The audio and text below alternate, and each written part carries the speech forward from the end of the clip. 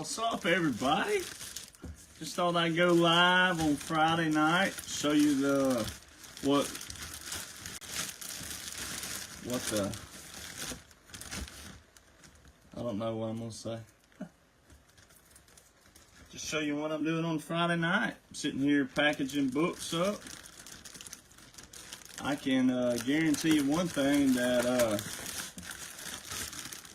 these people out there that worship the ground that some of these country music singers walk on, they're not doing this on a Friday night. They're not coming to you live and talking to you one-on-one. Matter of fact, they never go live and talk to you one-on-one. They're not even accessible for you. That's what's funny about it. Well, what I love about this week is I actually ticked off a lot of fans, and you know what? What's cool about it is the fact that, hey, if I get publicity out of one of these signed country music artists, isn't that the point of it? They're not going to do it, though, because they're a bunch of sissies. So the other thing is once the cat's out of the bag, which the cat is out of the bag as it's in this book right here. This is the first book, first podcast, but first book, the first anything, let's say it like that exposes all the country music. It's the #1 bestseller for a reason. Let's go ahead and get a good look at that. All right. So it's a #1 bestseller for a reason. It's because it is the first. And then when you tie in everybody that I've worked with, and also the hit producers and songwriters that I've written with, you can't argue with it. You can try to argue, but you're just going to look foolish. So many people just don't listen to principles anymore. The principle is, why do you like and worship the music that you worship? So that was just funny this week that I stirred up a hornet's nest on a Cody Johnson post, and I actually like it for one reason. I can back it up. If people would listen to the principle again, the principle is Cody Johnson doesn't write his music. He's had like one song solo, and it's really an easy song. I listen to it. And then the other thing people will do is, because it's a gospel song, oh boy, you talking about gaslighting. Oh, you're talking about someone who's a Christian and blah blah. Boy. So there's that. Then he co-wrote on another song that don't know the co-writer of, so could have been that dude wrote the whole song and gave up his publishing rights, kind of like Willie Nelson did years ago. Willie Nelson gave up the song Family Bible. There's a family Bible on the table. A lot of people don't even know that Willie Nelson wrote that. And, you know, he gave up the rights to it.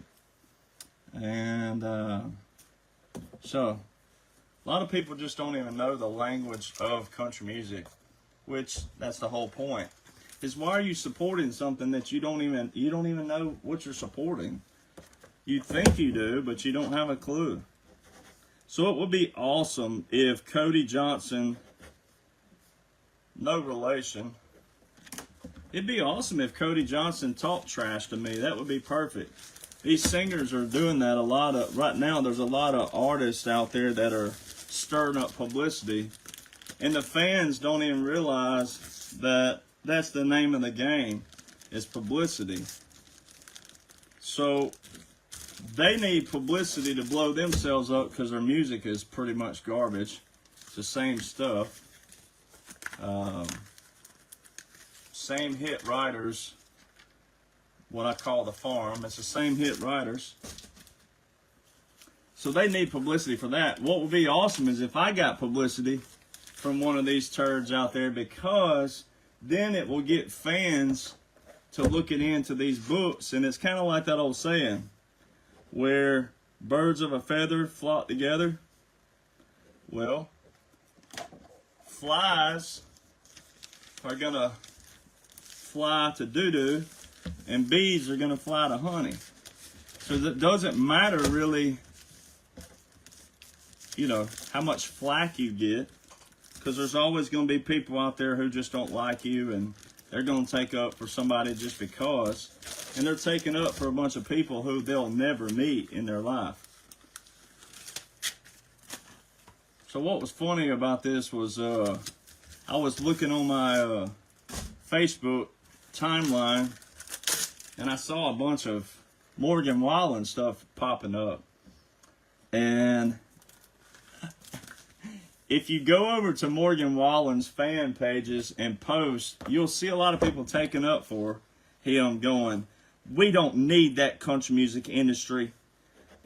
We'll vote you in every time. We got you right here. We got all the awards you want." These people don't even realize that Morgan Wallen is shattering quote-unquote records on Billboard. Billboard is the system.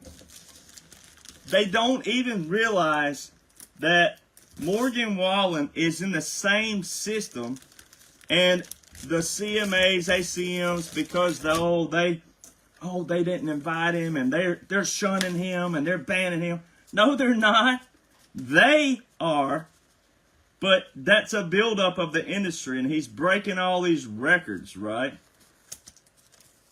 And it's doing an injustice to George Strait and all the old guys and gals out there who actually set good records back when albums were actually purchased and bought by you, the people. Now, they got all these streaming. And this is the flippage of the system that also ties in, for those of you who follow me in government and military. This is what ties in. They're trying to flood this system, and they're trying to scatter everybody out there. They're trying to scatter all these fans from realizing that, oh, this has been a monopoly all these years, a secret society, and we let in who we want in, but we keep out who we want out. People like me, they kept me out because I know the system too well. And I write all my music. But I can't be controlled. You can't be manipulated. So I'd much rather have #1 best-selling books that go down in history for being the first of their kind, which is kind of cool. I'm going to burst some bubbles out there in a good way, just in case some of you are readers of these 2 books yet. Well, sorry, but I'm going to bust your bubbles in a good way. But, so one of my hometowns, they don't claim me, I don't think, but that's all right. But one of my hometowns is the home of Harper Lee and To Kill a Mockingbird. And also Truman Capote, who wrote In Cold Blood, Breakfast at Tiffany's, a bunch of books. The Grass Harp. But getting back to, well, and also Mark Childress is from this town, who wrote Crazy in Alabama. And also one other. I'm drawing a blank. But To Kill a Mockingbird, let's get on Harper Lee. Harper Lee, I actually went to her funeral, by the way. I have the photos of that. But because she had certain requests in, I never put those photos up. But I go by her grave all the time. Pay respects, right? So Harper Lee, a lot of people thought she only wrote 1 book, To Kill a Mockingbird. Well, she did and she didn't. But if you go look, there's actually, or she passed, that was the original instructions according to what I heard. And it didn't. It leaked out right before she passed. And so Harper Lee, when she was writing To Kill a Mockingbird, when she turned it in to that particular publisher, they were like, well, this is good, but it's more of a monologue. It's not really a book. Try again. Well, she wrote another. that ended up being To Kill a Mockingbird. So there's a book out there called Go Set a Watchman. And Go Set a Watchman was the first, quote unquote, To Kill a Mockingbird. That was the one that they rejected, that they called basically like a monologue. But if you read that book, Go Set a Watchman, the characters in it actually die in the end of the book. They actually die, the characters that you read in To Kill a Mockingbird. So it's kind of backwards. Everything's backwards. Even though she didn't plan it that way. So if you look at what happened to me, I go globally viral on a video that was confirmed to me by the Department of Defense that they intercepted and let it go viral. All right, now you don't have to believe that. A lot of people out there, you can believe whatever you want to believe. I don't really give a rat's you know what you want to believe. If you want to be negative, that's fine. There's people out there, they're just always going to be negative, right? So I don't really care. But I know what I know. And I also had some connections and some things that tie in to President Trump before I went viral. All right? And that'll all be out one day when the time is appropriate. And it's not about me, because it's never been about me. All right? But if you look at what happened to me, so I moved to Nashville years ago. I already had buddies in the music industry that were actually with signed artists. And I actually knew some signed artists who had basically taken me under their wing, if you will. And so I worked in Nashville with a lot of hit artists, hit producers, and hit songwriters and publishing companies before I ever had a Billboard hit.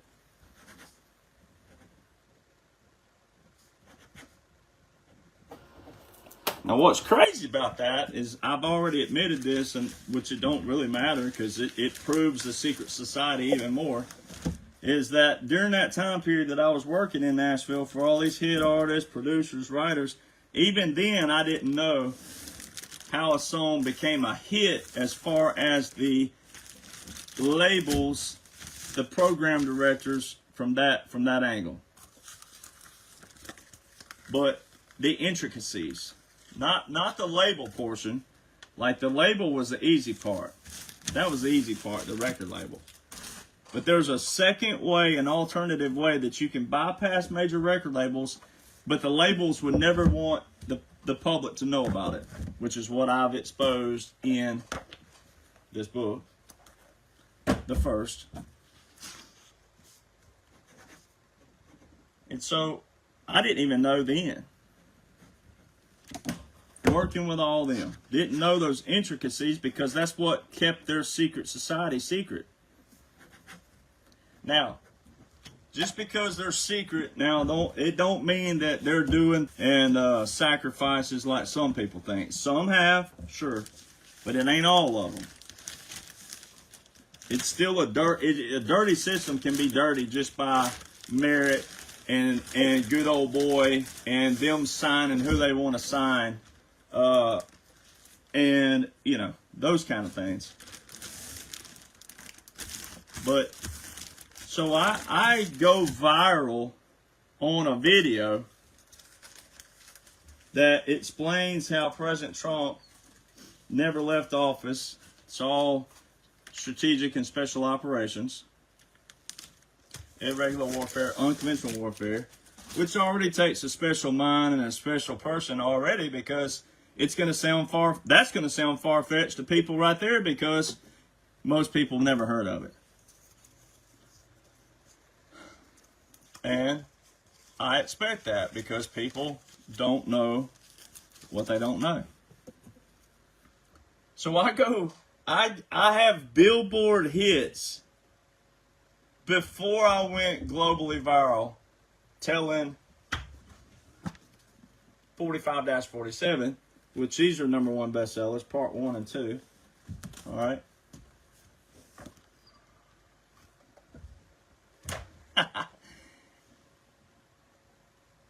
I go globally viral, and within 2 months, I'm sitting with President Trump at Trump International, his private course. I'm sitting there with the man himself.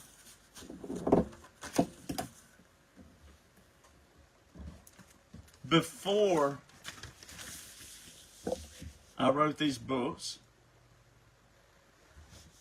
So I had Billboard hits. I go globally viral. I'm sitting with the president. I sign a publicity contract. I go on mainstream radio. Then I write the books. Bingo. It's nothing to argue. Like, there is nothing anyone can argue. And you don't have to like it, and you don't have to like me. There's nothing to argue. There is nothing up for debate. Nothing. And you cannot question something that you don't know about.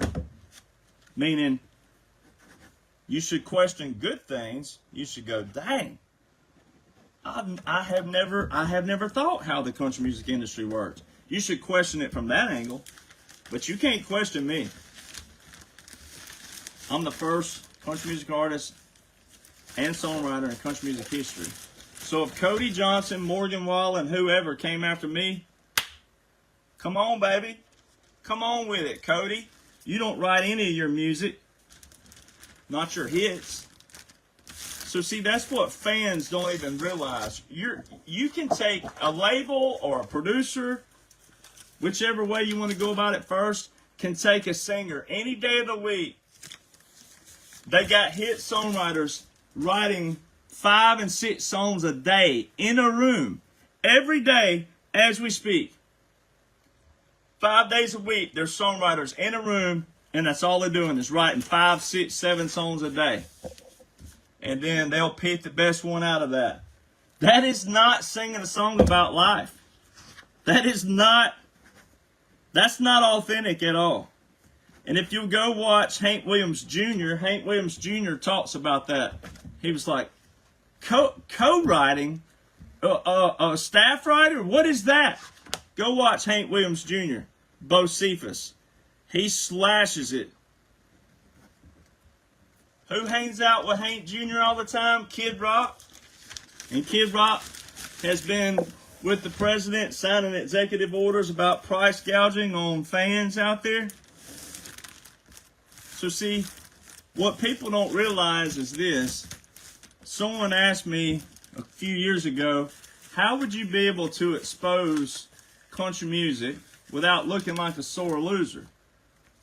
And I said, well, that's still up to the person. And if someone calls me a sore loser, then they're just ignorant. There's no other way to slice that pie.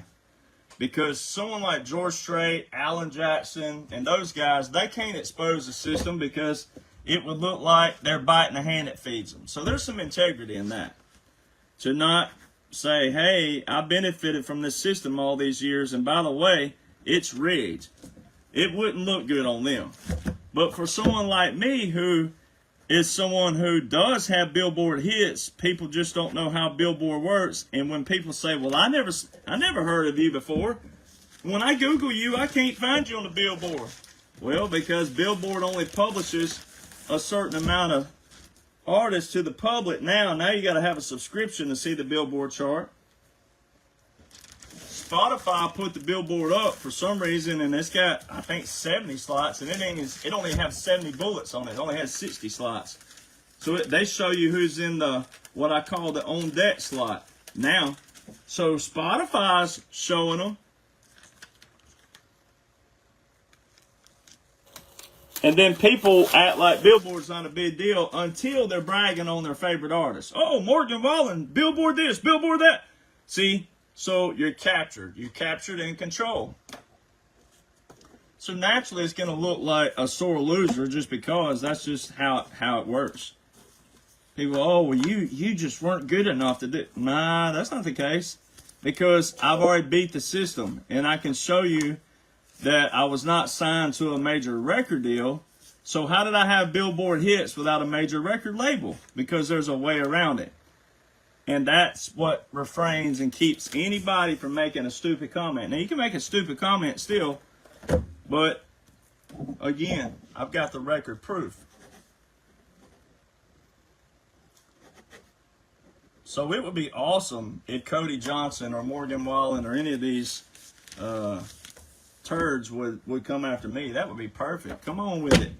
And then, when I get that publicity, then it would be, okay, well, so you're willing to trash a veteran who went in as an underdog and beat the system really bad. You're willing to trash a veteran, and none of you are oh, okay, so, but y'all, oh boy, y'all want to sing you some songs about some veterans and some soldiers. Boy, y'all want to prey on the people with that. Oh, we care about our military, and oh, support our military. If they ever did that, and that's what the fans are doing out there, the fans who trash me, oh boy, got their 1-800 hotline out there. Oh, we need to protect our troops and veterans. See how that works? So see, we have a nation of hypocrisy, who claim that they're educated, don't know. Of course it would freeze up. Sitting here talking about their biggest pawns. I'm sitting there talking about the high rollers, the big dogs, Cody Johnson, Morgan Wallen, the ones who really got them wrapped around their you-know-whats. They don't like it when you talk about their cash cows, their ponies, their golden ponies. They don't like that. Oh, hell hath no fury, boy, you talk about their golden cash cows.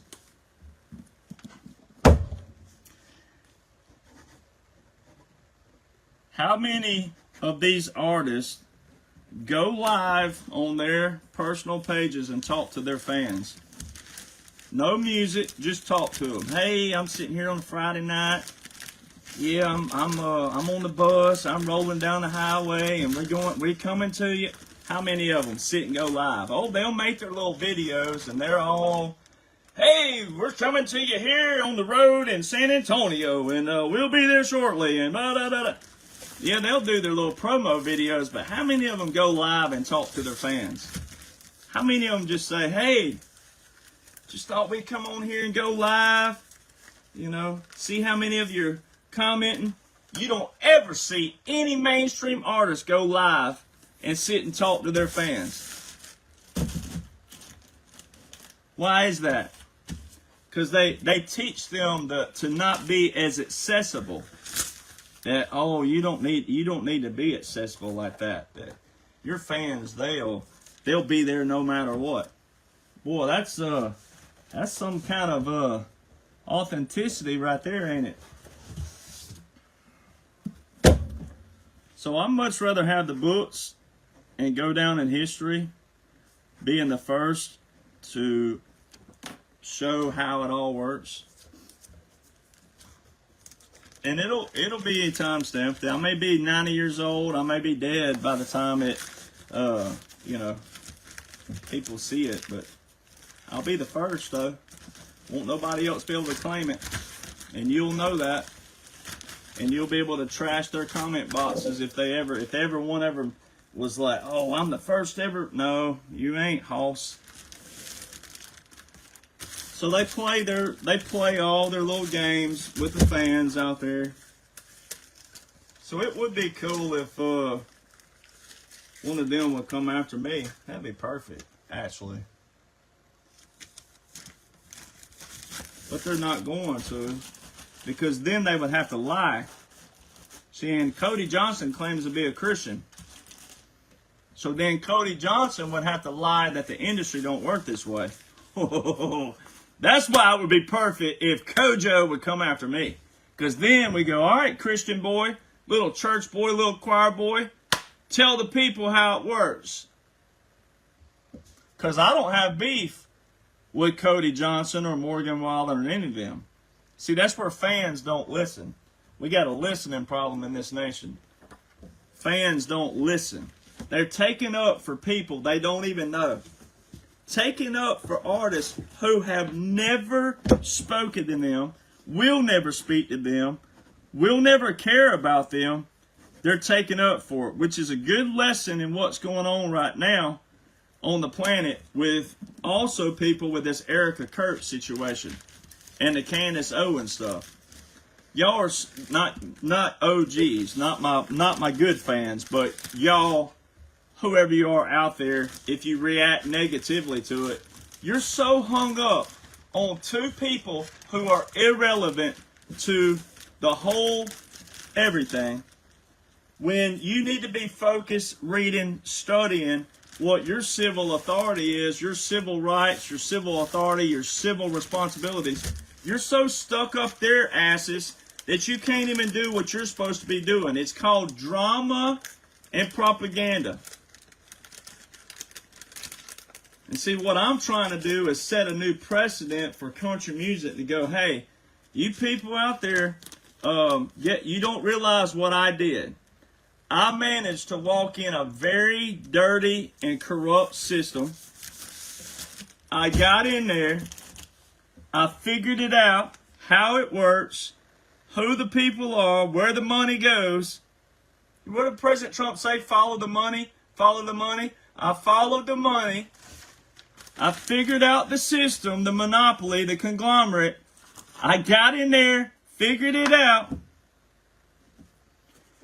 And then I beat the system really badly. In case you weren't watching last night, I think it was last night or not before last. Can't remember now. Get my days mixed up. But I finally told exactly how much money we spent beating the Billboard. Now, Zach Top is the most recent artist to go up the Billboard chart. And he got into, obviously, the top 10, top 5, and had a #1 hit. But what he ain't told nobody, and he will never tell anybody, because his team, that's exactly what they wanted to do. They are a team of who? Every one of his songwriters on his discography, guess who they are? Hit songwriters.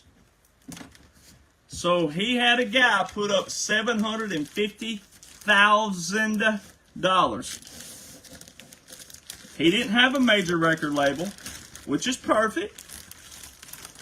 Goes around all the labels, scores a hit, but then guess what he does? Signs a deal with the devil. Gets right in with CMAs, right in there. Has Zap Top told you, the fans, how it works? Nope. Hasn't done that, has he? Because he's not going to. It's not about you, the fans. It's about them and capturing and controlling you, deceiving you, conniving, and everything. Then you wonder when something happens, oh, why did they say this? And why did they do that? Like the Ditsy Chicks, the Ditsy Hicks, the Ditsy Shits, right? Now, the Ditsy Chicks were correct about George Bush, obviously. But it's where they did it and how they did it. They did it out of the country, and they did it on stage. And it was a publicity stunt, but it backfired on them. So we're the same country music fans. Why aren't those same country music fans going, dang, this guy, Derek Johnson, he's a retired veteran. He's got #1 best-selling books. He's the first country music artist and songwriter in country music history to tell how it works. Holy crap. You don't need a major record label to go up the Billboard chart. What? Where are those fans and where did they go? Oh, those fans are jaded. Those fans are the ones who what happened to them?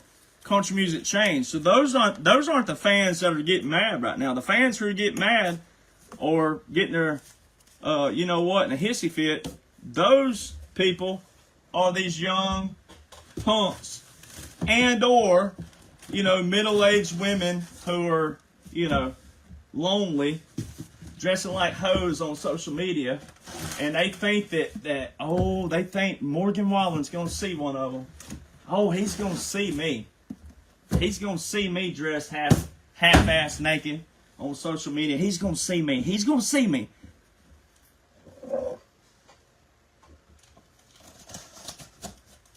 Nope, he ain't going to see you.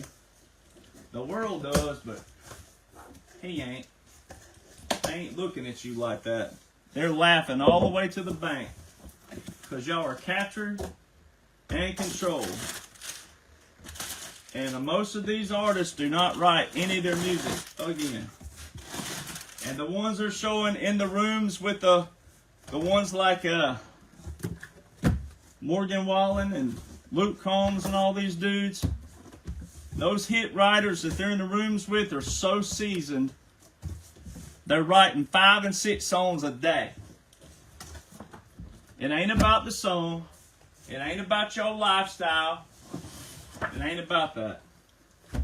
The other thing is, every one of the songs is talking about getting drunk, getting tore up, smoking something kind of cigarette, smoking weed, snorting the cocaine. I mean, have you not looked at the lyrics lately? Country music ain't singing a song about country life. Getting drunk. There's a difference in a honky-tonk song that talks about an old man that's seasoned in life that may be in a honky-tonk having a beer. But when it's all these 21-year-olds, 22-year-olds, 18-year-olds, 15-year-olds, and they're encouraging them to get stoned and get drunk and get sloshed and get all these other terms out there, you, the fans, you're pathetic. You're piss poor pathetic if you don't want to listen to someone like me who's beat the system really bad, and it was all because of some other higher power that says, not only are you going to do this, but you're going to write the books that explain how our foundation works, and you're also going to write books that are, number one, the only ones that talk about it. And they've been in publication for 2 years. This month, this coming up week, will be two years. And this one stems from my documents that are published to the world January 2021. But I didn't go viral until August 2022, which means certain friends and family already knew about those Google Drives, and they're on them. Their emails, they're still on them. I never removed anybody from the access that's on them. So, and that's the old saying that, well, it ain't even an old saying, the Bible even says it. The Bible says if you've heard one time, you've heard. You have no excuses. So if you've heard one time, you've heard. So the cat's out of the bag now. It ain't going back in. There ain't nothing they can do to me about it. That's another thing. This ain't my first rodeo. Oh, Alabama boy, Vern Gosden. I wrote this book with no names in it. So guess who can't be sued? Ha ha ha. Me. So I managed to write the whole book, expose the whole system, and never put anybody's name in there. So nobody can sue me. So guess what they can do? They can cry all the way back home to Kansas.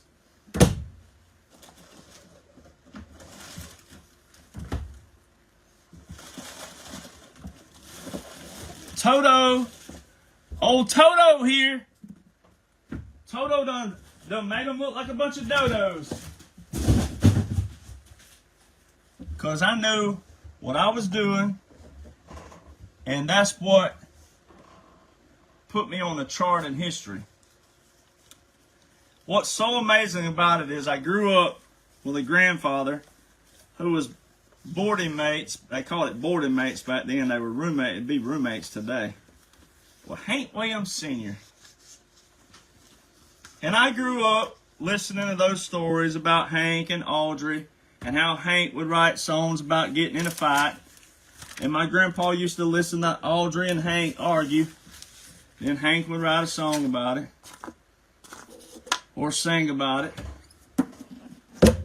Back when they wrote songs about the life they were living, not farming songs to you.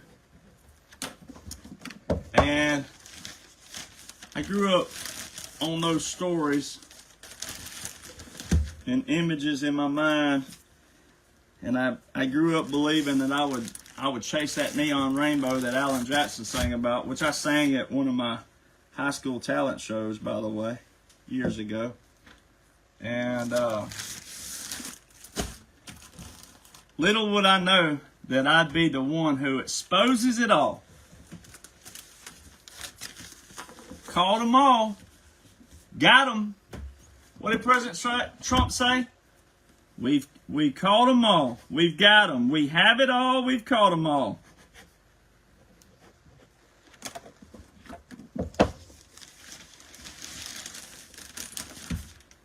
So if you think music is your escape, well, how can you escape to something that's just as woke and DEI? Why would you want to support that? You can't be escaping to it if it's still the same as what the swamp was. Now, see, it ain't high priority on President Trump's list. It hasn't been. They're just now making comments about college football and getting it squared away and all the stuff that happened in it. And also music. It's not high priority because obviously music can wait. But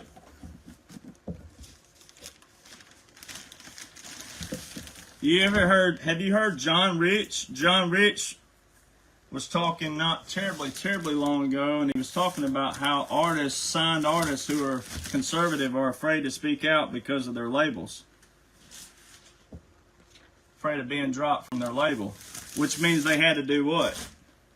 Brown nose to get a label, if they got a label. It's so hard to get a record deal, first off. So the ones who are conservative who have a record deal, well, there's no authenticity in that either, though.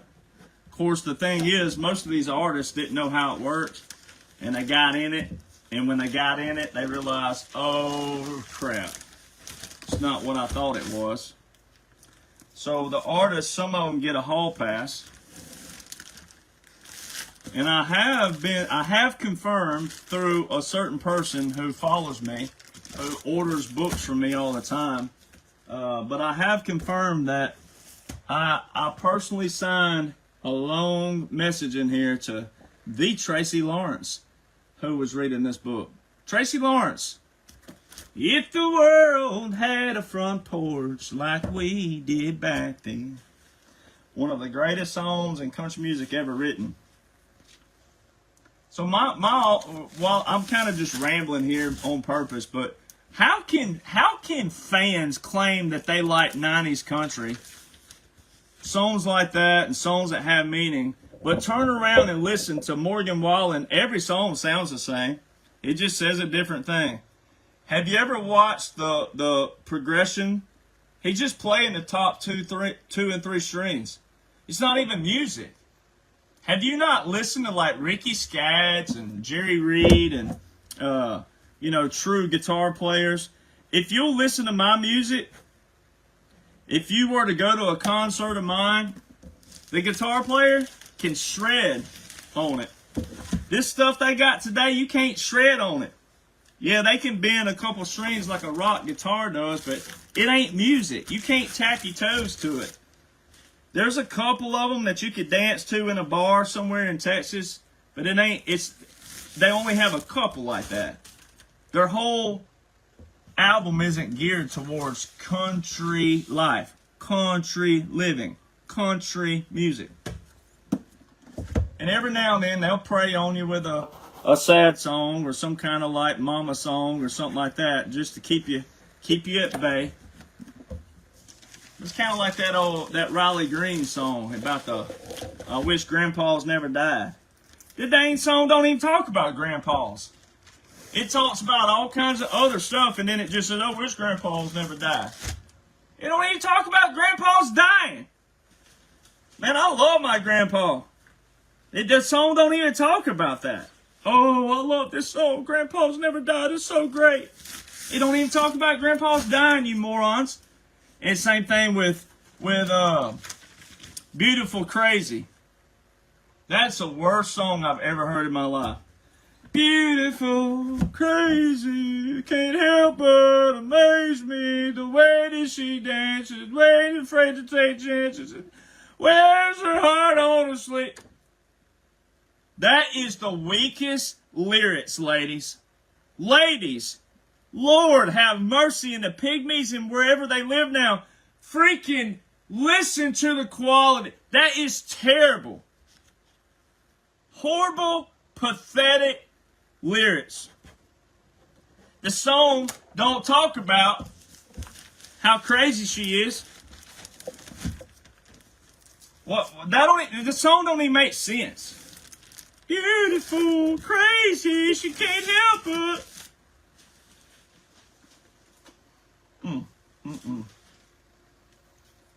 I mean, how can you go from George Strait's "You Look So Good in Love" to that?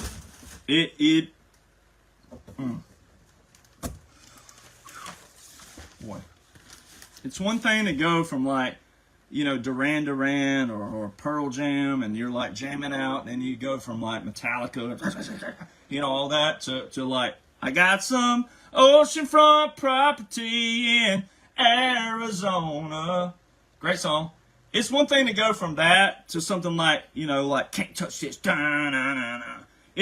But to go from like something that's just like horrible, shitty lyrics that all they do is sit in a room 5-6 songs a day, and then they come out with their, well, we got 47 songs written here, so what 5, 6, 7, 8 we gonna pick today, boys? If you fans would listen to people who've been there, which you can't. You know why you can't? Because I'm the first to ever expose it. I'm the very first to ever expose the whole thing. How it works, what they look like. When you've heard the term Music Row and the publishers, that's what it looks like. And the lyrics and the music sounds exactly like what they do. They're quantity farmers. They're not quality. They're quantity farmers. Because they know they have you captured and controlled. They know they got you. It's quite humorous, actually, in another manner, to watch fans get mad and take up for a bunch of artists they'll never know, will never meet, but then sit there and question. If it's about music, why would you be mad to know that, hey, wait, there's a process to this, there's a system to it? Wait, you mean there's actually more singers, songwriters who have been on the Billboard that I don't know about? Yep, and yep.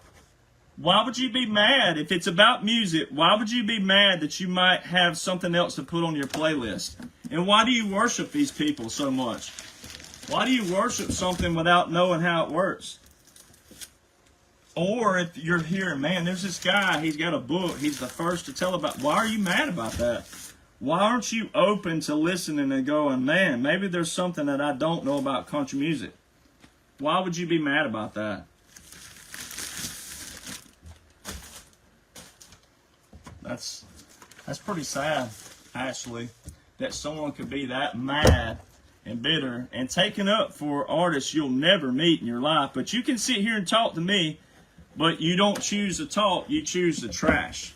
Which it ain't affecting me at all, because I got the books, baby.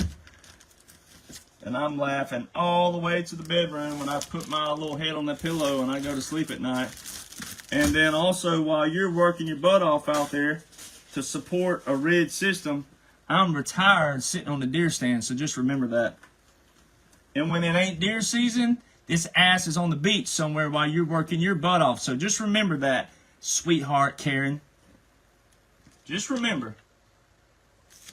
There's a reason why I am and a reason why you ain't.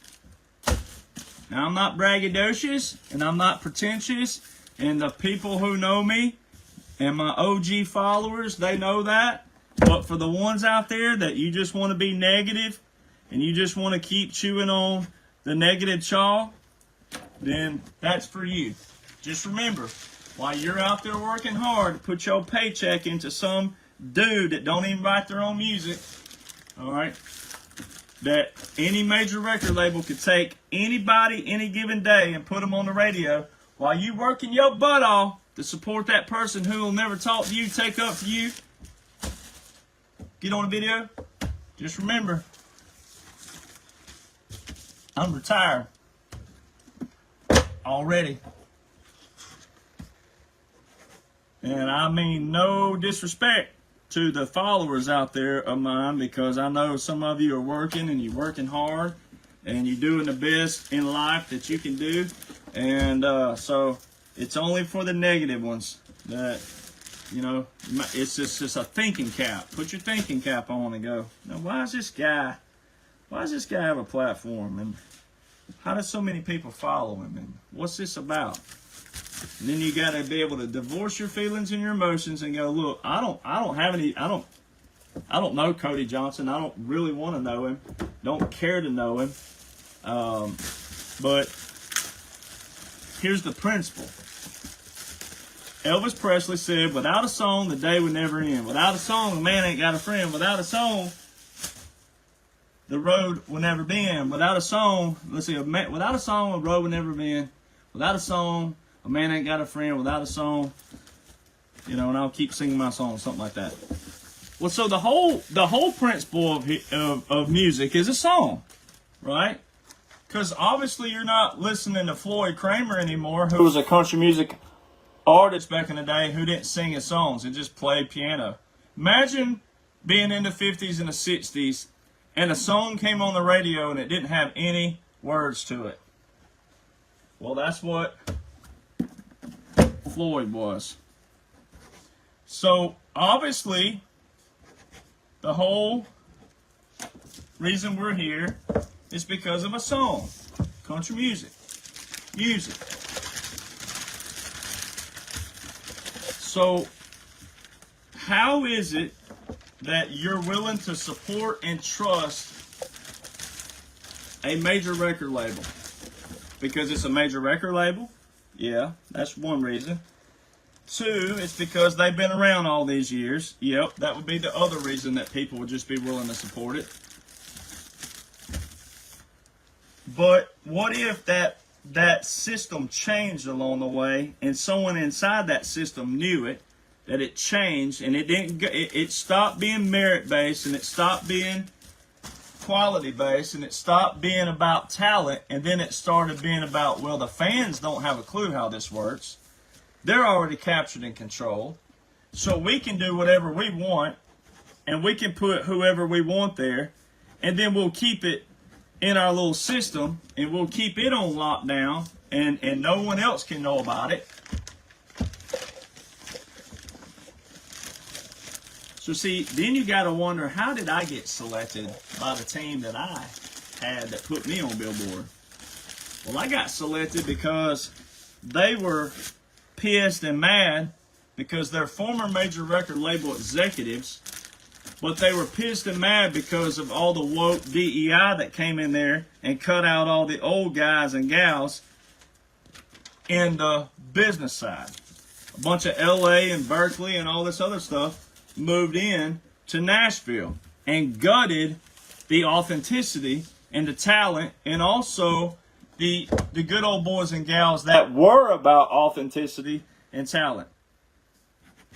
And they just basically kicked them out. They tore down Music Row. There's no more Music Row anymore. There's no iconic buildings. Most of the buildings that I worked in and went in, they're gone. All that history, even George Strait's publishing company, gone, tore down. Gonna be an apartment complex there before you know it. I mean, all this, they gutted it. So the song Murder on Music Row, that's exactly what it's about. It wasn't about just the twin fiddles and the steel guitars. It was about how they came in and hijacked the system that you're still supporting out there, and their artist, because they know you're captured and controlled. They know you don't know to question it, and that's okay. You're not a moron because you don't know to question it. You're a moron whenever you want to sit here and call me some name or sore loser or I'm jealous and I'm not good and all that other stuff. When I've written with 20 plus #1 hit songwriters, and all the musicians on my album are the same musicians who play on Morgan Wallen, George Strait, Luke Combs, Randall Lambert, Carrie Underwood, you name them. Just name them. They're the same musicians. The only thing I don't have that Cody Johnson has and all the others, there's only one thing I don't have. Major record label. That's it. But I didn't need it in another manner because I didn't need 60 #1 hits. I didn't need 10 hits. I didn't need 5 hits. I needed 1 and I got 2 to figure out how Billboard works. How does the money work? Where does it go? Who's doing it? Etc. So I got that. And I didn't need to be in the top 20 to figure it out. All you need is a top 60. Well, actually, all you need is a Billboard person to tell you. You don't even need a hit song. But it's better to have a hit song, and it's better to be able to prove that you have a hit song. And the way I can prove my hit songs just so happens to be a legendary country artist by the name of Sammy Kershaw. Queen of My Double Wide Trailer, Cadillac Style. You can go over to his Facebook page, Blue Check, Sammy Kershaw. Scroll down about 2020, and he posted the Billboard chart. And I'm literally right beside him on the chart. And he says, well, I'm not high up the chart, but I'm on the chart and I got a bullet. And look whose name you're going to see right there beside him. Old Derek Johnson.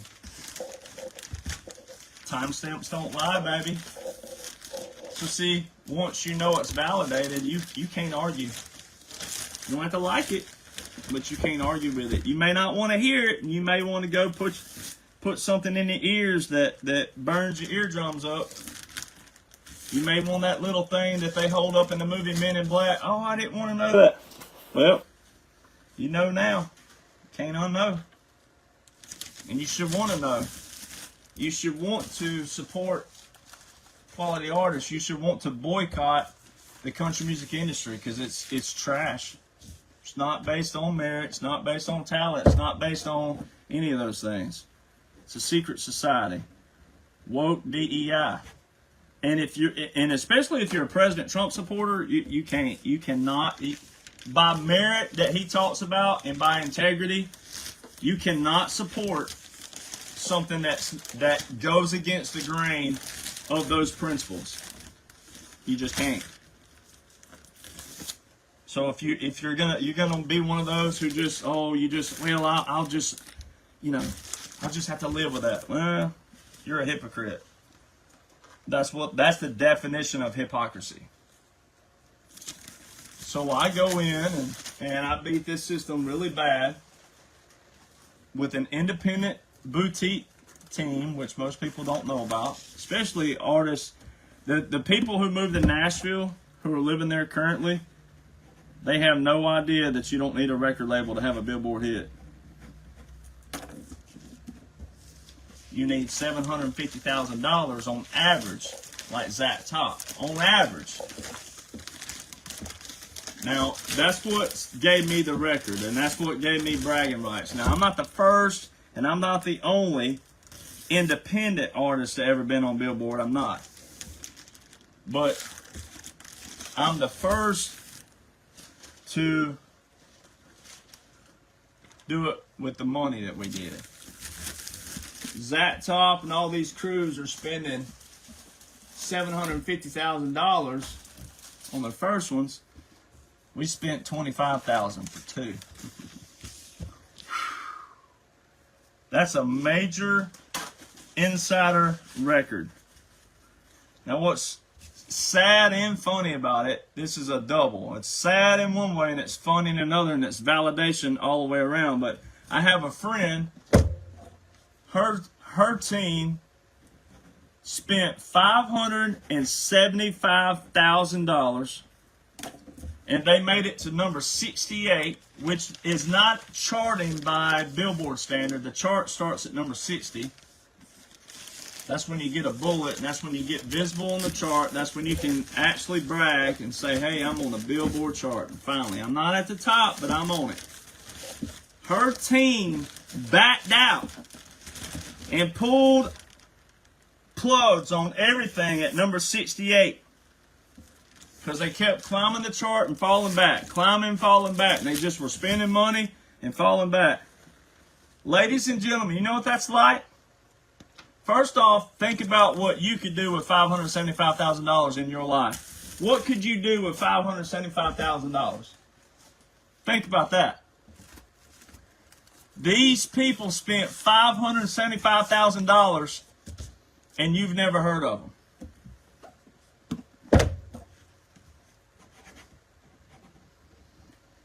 That is literally like driving down the highway and rolling down your windows and throwing out $500,000 out the window. You're not getting it back. This is why it matters. It's because there are artists who are going to get there, and it may be your daughter, it may be your son, it may be your brother, sister, it may be your family member that gets in those slots. And ain't many of them, but it's going to be somebody. And they're just spinning their wheels, wasting their time and wasting their money. When it's a rigged system.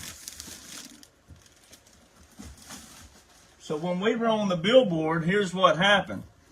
And it's the worst time was in 2020, obviously, because a lot of the boutique labels were trying to expose the major labels during 2020 especially, while all of you were out there fighting about the mask and worried about someone farting around you. All right. Well, while y'all were doing that, the country music industry was trying to save itself from all the boutiques who were trying to expose the major labels. And that's when the chart was real volatile, meaning it was up and down, kind of like the stock market. Well, we were at number 49 or 50, and a buddy of mine was at like number 47 or something like that. And Eric Church, his label, and a few others dropped singles that week, and everybody I know fell off the chart, meaning they weren't visible in the number slots, except for me. My team managed to keep us at like number 50 for like 4 weeks in a row. The problem with that is you got to spend money even weekly to stay where you are.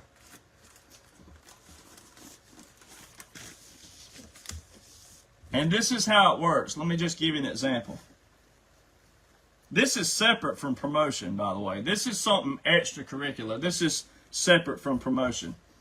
So I get a call from my team one day, and they're like, hey. I'm like, oh, this don't sound good. Anytime you say hey like that, it don't sound good.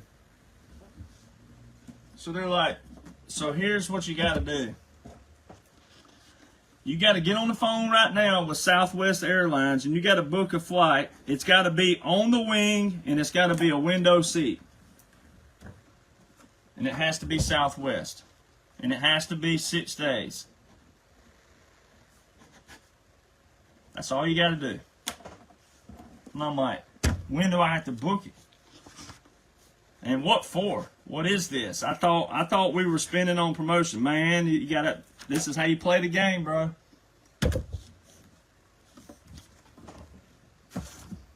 So I had to buy this program director a plane ticket to Las Vegas from Florida. And Craig Campbell, a lot of you know Craig, he had 2 top 20s. He had to buy the dudes hotels for 6 days. And Zach Brown had to buy the guys drinks and food all week. And my team had to give up their ACM, all access passes, to this guy.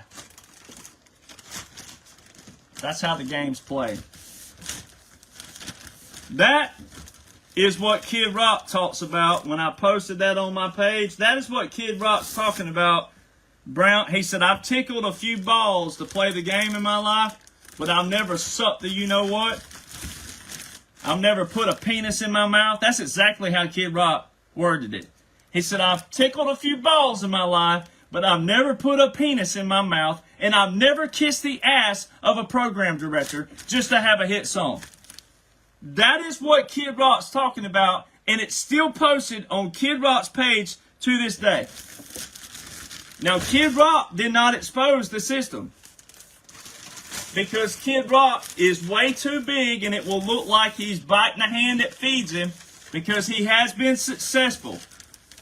But it's because he has fans who buys his albums, and like he said, I got on the tail end of when fans were still buying albums, when it mattered to sell albums.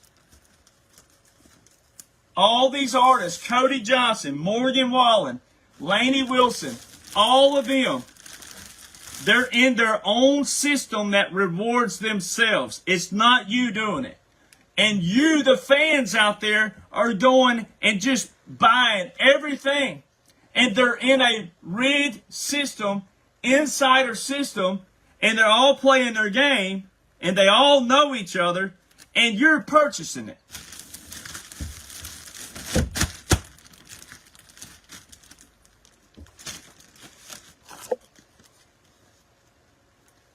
That's what Kid Rock's talking about. The program directors. And once I figured that out, first off, it cost about $50,000 to $75,000 to have a decent radio tour. And I was not willing to pay $50,000 to $75,000 to go around on the road, and you have to go into these radio stations, and you have to get on the air with these program directors and act like you're their best friend for that group of fans out there who just worship the ground that these artists walk on, who don't even write most of their music, and worship the ground they walk on.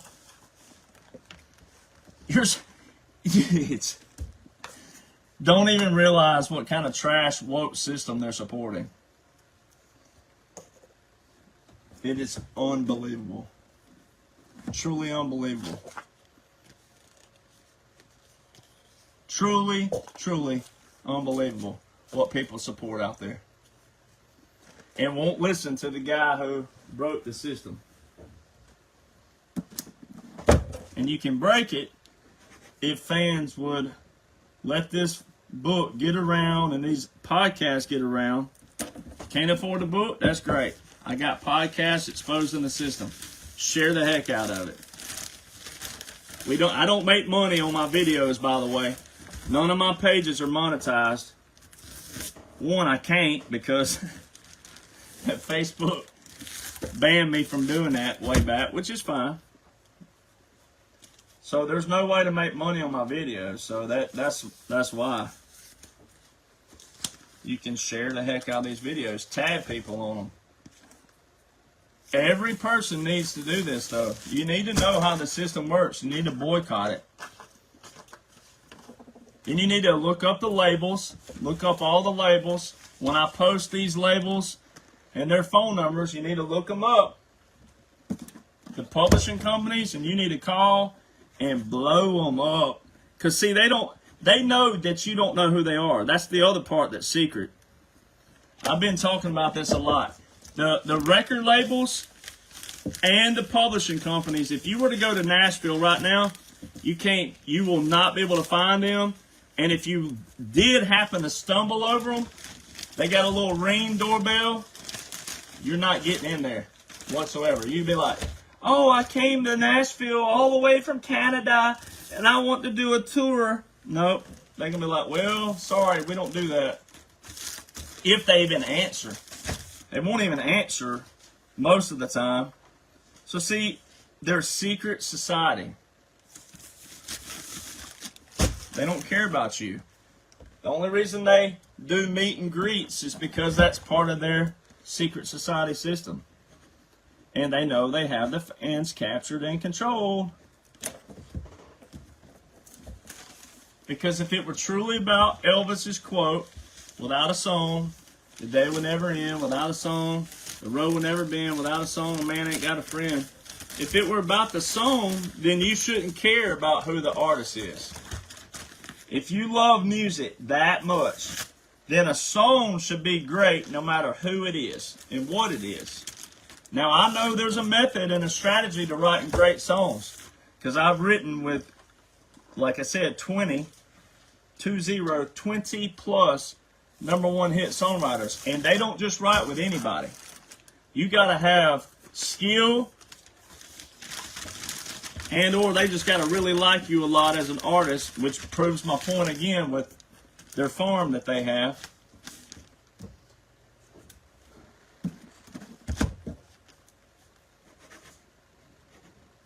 So, why do you take up for people you'll never meet? And why would you want to have quality music on there? If it's about the song, then you would be able to hear, man, George Strait. Let's use George Strait. Let me just use a great writer, for example. I'm personally friends, and I wrote with him on my new, it ain't an album because you don't even put album. I'm not big enough to put albums out because I don't have fans who brown nose me and my music like they do all these other singers who don't even write their music. So I put out singles. So one of my new singles that'll be coming out soon, I wrote with a fella that when I was in Idaho back during May. I sent him a text message. I said, hey, I got a song that I think I've just absolutely exhausted my mind on. I've got great verses, and I've got a chorus, but I'm not happy with it. And, you know, I'd be honored if you would just hop on this thing with me and figure out what we can do to tweak it. And, because he's an old cowboy. So, see, young cowboy, old cowboy. Oh man, yes sir. I'm so glad you thought about me. I mean, this guy. And when I'm telling you who I'm about to tell you who he is, hearing him say, "Man, yeah, you have never forgotten. You have never forgotten us old guys." And I'm like, I don't know how I could forget you, but you know, that's the old school. That's what country music has cut out. And the song will be ready here soon. And so I sent it over to him, and he's a better solo writer. I mean, he can co-write too, but he's a better solo writer. So when he co-writes sometimes, what he'll do is he'll take it and marinate on it for a few days. Then he'll work on it as if it was his original idea, which is cool because that's the way you're supposed to do it. And then he'll send you something back, and then you tweak whatever you hear or whatever. You just go from there. That's how he and I write together. And he sent it back, and I was like, oh man, it was perfect. He got right where, because he's an old cowboy from San Antonio, outside of San Antonio, Texas. And so let me brag on Mr. Aaron Barker a little bit. So see, here's another person that absolutely can prove what I'm talking about. One, there's no way I would be able to claim Aaron Barker's name if I didn't write a song with him, first off. So I wouldn't even be able to use his name if I didn't write with him. So that's how that works. And you'll see the song when it comes out. And when it comes out, that's just going to be more timestamp proof of what I'm talking about. Because, again, they wouldn't just write with you just to write with you. And a lot of you have most definitely heard Aaron Barker's songs. So I'm going to tell his story, and I hope that one day you'll get to watch him and you'll forget about it, and you'll hear him tell it, because it's much better when he tells his story. But this is really cool. The first time I ever saw him was in Mont Eagle, Tennessee, at a little place down there. Still know the guy that used to put this songwriters event on. And this is how he told the story. He said, yeah, so he said, I used to play these bars. He said, I was a rock and roll guy. He said, I wore all the leotards and the spandex and looking like 80s bands and cover bands. And he was like, I used to play on the weekends down in San Antonio and on the outskirts. And he was like, I was so poor. He said, I had to sell oranges in an old van on the weekends and stuff to make money, to make ends meet. He didn't live in a nice part of town. And he was like, he said, man, I was struggling. And he said, in between sets, when they would play music, in between the sets, he would take his guitar to keep the crowd kind of stirring and not getting stale and not leaving. He said, I would play songs that I've written on my guitar. And he said, a buddy of his came up to him one night. He said, man, you got to get me these songs and get them on a cassette or something. He said, I got someone I want to take them to. I got a friend I want to take them to. You gotta get me these songs. So he did, and he forgot all about it. He said, I didn't think anything about it. So he said, one day I get some of this way on past it, not anytime soon. He said, I get this letter in the mail. And he said, I got this letter. And he said, I didn't know what it was. I knew who it was, but I didn't know what it was. And I opened it up, and he said, I panicked because it had a dollar sign with it. And he was like, holy oh my God, there's no way I can afford this. What have I got myself into? So he went over to his mom and dad's or stepdad. I can't remember if it was his dad or stepdad, but he went over to their house. He said his dad looked at it and said, oh, I get these in the mail all the time and I never win.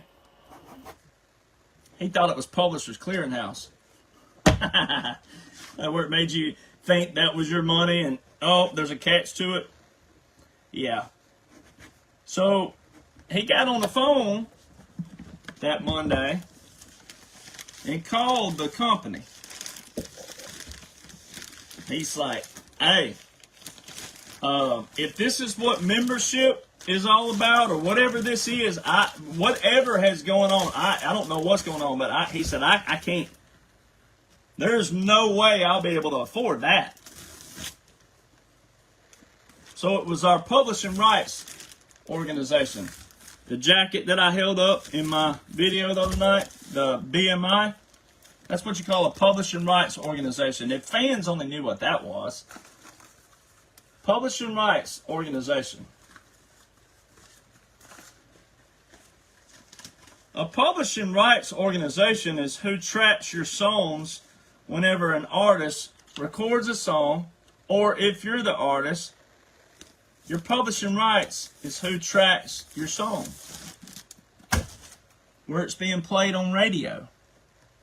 Where it's being played now on streamers, etc. Well, back in that time period, this was in the 80s, it would have just been on radio.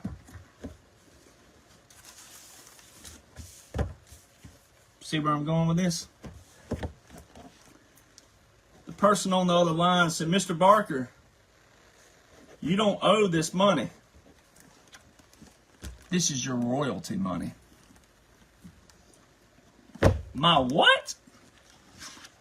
Said Mr. Barker, this is your royalty money. You currently have a #1 hit song right now with George Strait.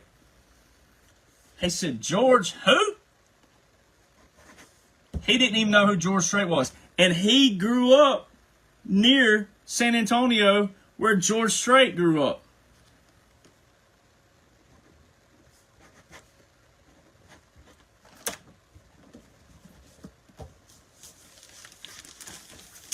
Aaron Barker. She looked so much like a lady, she was so much like a child. The devil when she held me close, an angel when she smiled.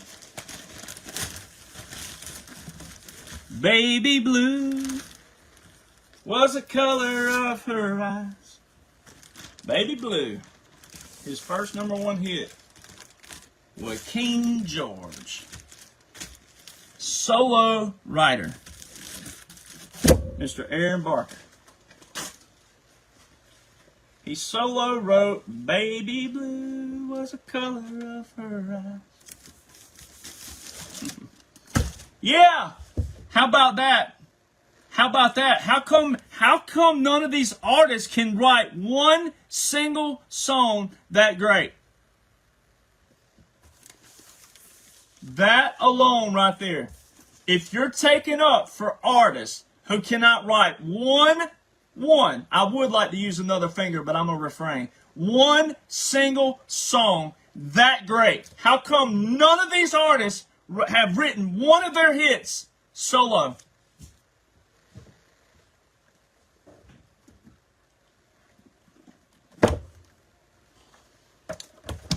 Then, Mr. Aaron Barker, after having such a big song like that, guess what George Strait did? George Strait was a loyal person.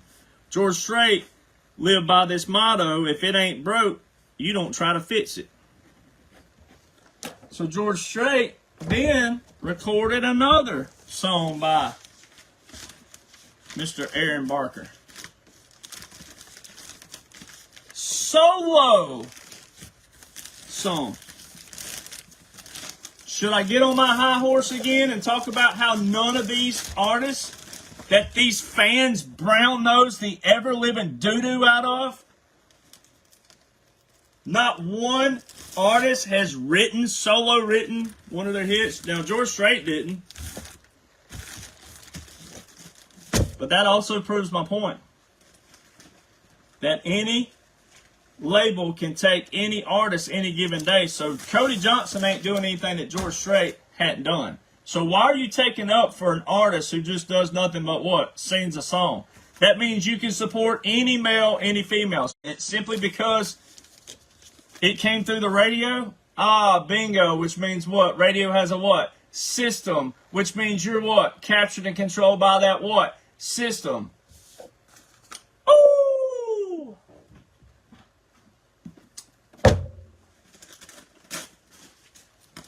So be careful. I gotta get up.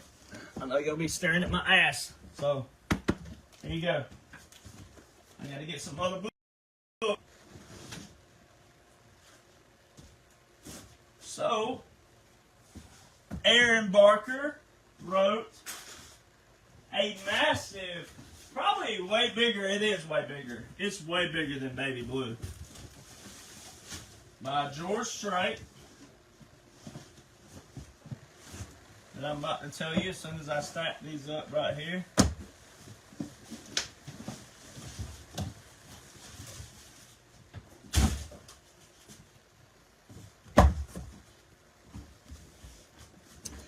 Mr. Aaron Barker wrote this song called I Got Sent Home from School One Day with a Shiner on my eye. Fighting was against the rules and it didn't matter why. When Dad got home I told that story just like I rehearsed. Then stood there on those trembling knees and waited for the worst. And he said, let me tell you a secret about a father's love. A secret that my daddy said was just between us. You see, daddies don't just love their children every now and then. It's a love without end, amen. So, I try to be as couth as possible, but it's hard to be couth. It's kind of like that song, it's hard to be humble. Oh Lord, it's hard to be humble. Well, it's hard to be couth when you're dealing with some fans out there that are just so captured and brainwashed that they just don't even realize it. Just don't realize it. But when you choose to be negative, that means that you chose that as your response, which means you choose to be ignorant. You choose to be dumb. You choose to be a moron. You choose that. When all I'm saying is remove Cody Johnson and Morgan Wallen and all their names from that and go by the principle. And go, man, maybe there's something about country music that I don't know. And then listen to a guy tell you how the system works and why, and then you can go decide, well, dang, why would I support that? Dang, it dadgummit. I am supporting a captured and controlled system. So it's hard to be couth.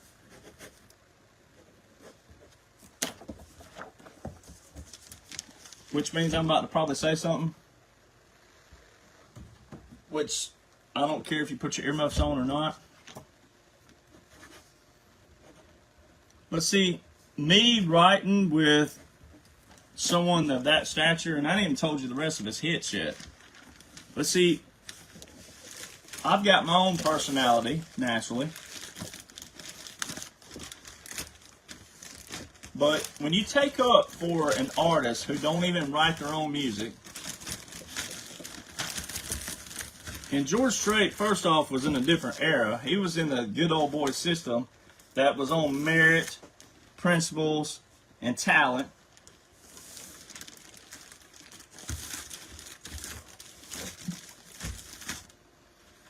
And also back when they didn't put 14 million songwriters in one room together and write one song. They actually recorded great songs because they were great songs if they weren't a writer. So if you take up for a Cody Johnson, I'm going to be even more of a butthole. Because I have something Cody Johnson doesn't. One, I have #1 best-selling books. So there's that. Two, I didn't brown nose anything to get where I'm at. I also didn't trash the system and then turn around and get in the system.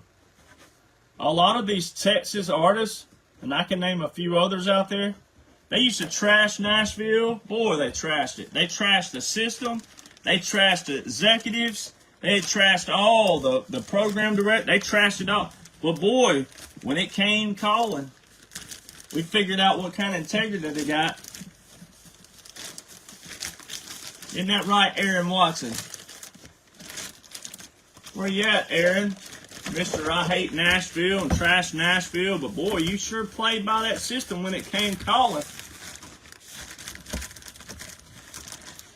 Cody, all of them. The Texas artists, the Nashville's trash. And it was only trash until they got a record deal. Then it became a great system full of all kinds of DEI, woke, kiss ass. They stick each other's. It's like a big. You know what Nashville is? The system. The country music system is just like Deliverance. Now, any of you who have ever, unfortunately, someone talked you into watching the movie Deliverance, that's what Nashville's country music system is. You got all these executives up there and they go, look, now, you're going to be making about $25 million a year, but here's the catch. You got to get on the ground and squeal like a pig. All right? And that's all you got to do. Well, that's what the best example of the country music industry is. It's like a big, big movie set of deliverance. Get on the ground and squeal like a pig, boy. That's what they're doing. Cody Johnson and all of them. They getting on the ground. Squeal like a pig.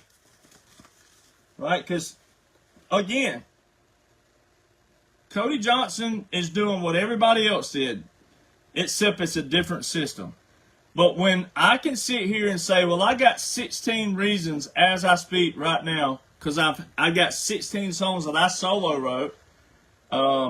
I've got 12 more on the way that are being mixed right now, solo written. That's not my co-writes. I have 16 reasons. Riley Green is the closest to me. He has 6 songs that he's solo written in the last 5 years, I think it is.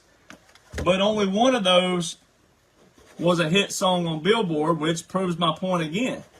See, he actually proves. So there's no way to actually, what's funny about it is you can actually prove it either way you slice the pie.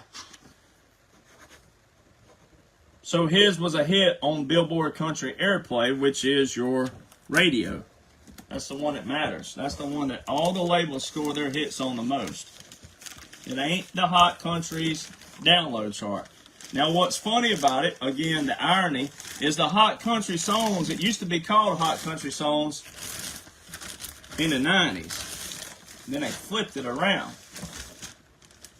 But see, they make fans think the download chart is something. And well, if the download chart was the end-all, know-all, do-all, then why did they take songs to radio? And why are most of their number one hits on the radio chart, not the download chart? If you look at the download chart on discographies of all your favorite artists, which they shouldn't be your favorite after this, but if you went and looked at the discography and looked at the download chart up next to the radio chart, why are all the number one hits mainly in the radio chart?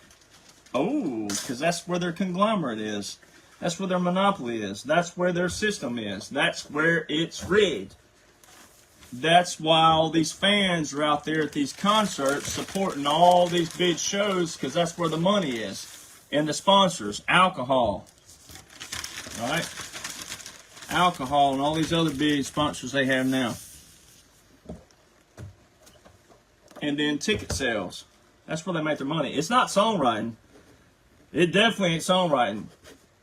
Songwriters used to make a ton of money. I know a lot of Aaron Barker and different people. They used to make a ton of money. They used to make like $400,000 just to have a song on an album, and it wouldn't even be a single.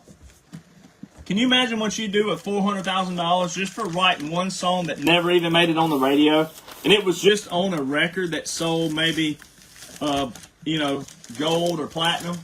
Can you imagine writing one song? It never was a hit song. It was just on the album, and your first royalty check was $400,000. That's what songwriters used to make. They ain't making that no more. And I hope they rot in hell. As far as not them personally, their souls and them as people, but I hope the industry rots in hell. Because that's the point I'm trying to make. It's not about the singer anymore. It's not about the artist. It's not about artistry. It's not about telling a life and a story. All right, you can hate Garth Brooks all you want. I'm not here to be political on this one. But Garth Brooks took up for all the songwriters. Garth Brooks used to talk about the songwriters all the time. He used to give credit, and he still gives credit to writers all the time. He put credit where it was due. He also has written some of his hits, but he always put credit where it's due.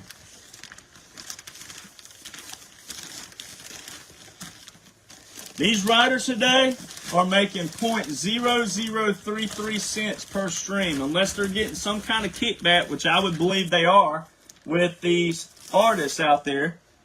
But look at the discographies, ladies and gentlemen. 4, 5, 6, 7, 8. One song had 14 writers on it. A country song needs 14 freaking writers? Are you serious right now? So that's why I'll talk trash. If fans consider talking trash, then I'll talk trash, because I can write circles around Cody Johnson. I can write circles around Morgan Wallen. Now their fans are going to take up for them no matter what. They could record Yankee Doodle went to town riding on a poodle, and their fans are just going to go, oh, Morgan Wallen, oh my gosh.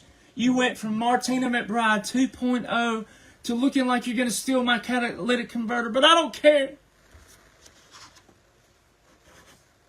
They tell everybody else to be authentic, but it's okay when one of them goes from daylight and dark difference. Looks like a surfer boy straight to a redneck. That's all right then. Oh, it's okay because his stuff is great. No, his stuff is great because they told you it was great. Same thing with wars.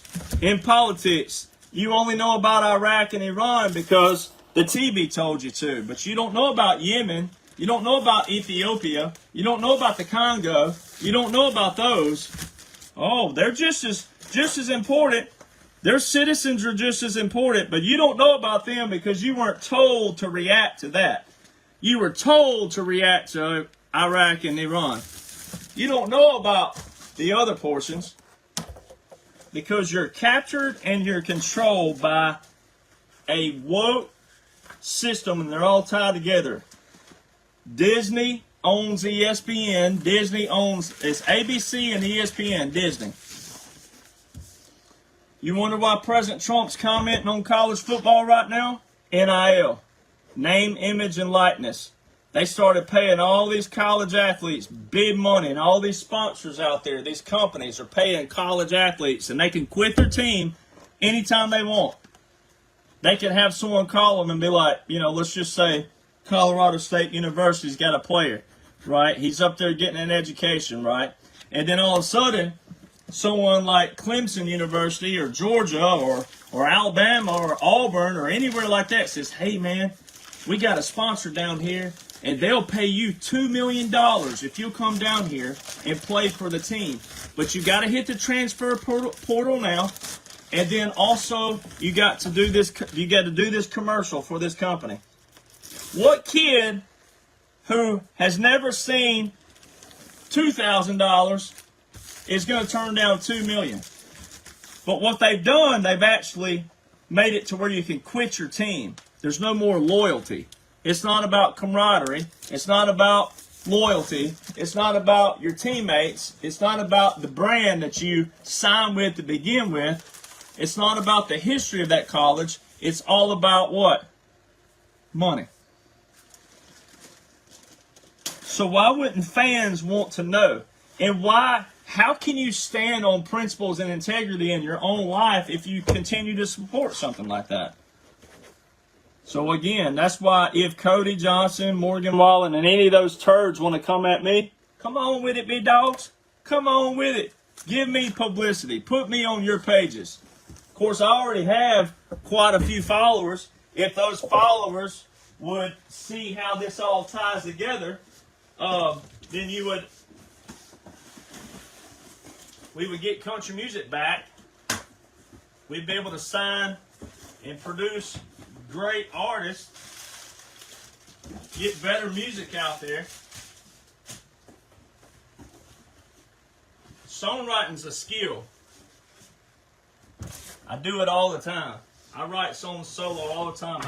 I've written like probably 2 or 3 in the last week on my deer stand. It's a skill set. And it's easy to teach if you have a melodic mind. You got to have a little bit of talent, but if you got it, you got it. And once someone teaches you how to do it, it's real simple and easy. And there is a trick to it. That's why they got 14 in a room in Nashville. Because they all know that they got the fans captured and controlled. But if fans would ever realize you have the command, you have the power to stop all this. You got guys out there, there's a dude out there The guy got so mad at me years ago because he wanted me to get a meeting with one of the hit writers that I work for. And I said, man, I'll talk to him. I'll talk to him for you. So I did. I talked to him. Got a meeting set up for him. I said, now look now. He's a hit songwriter. And he'll take meetings with writers all the time, but whatever he says is what he says. I mean, at the time, I wasn't a hit writer. And this old dude got a meeting with him. And my writer, I won't say his name, I won't say this one this time, but he's like, well, man, he said, I'm just one person in town, and that's just me. I'm one person, but he said, I don't hear anything. That's just me. I don't hear anything. Well, old boy ended up in a room with about 3 other people. One of them ended up being a big hit writer, but they end up in a room, about 4 or 5 of them. And they write one of the easiest songs you could write in your life. And this old dude, to this day, will not talk to me. He can't stand me, which is fine. I don't like him either.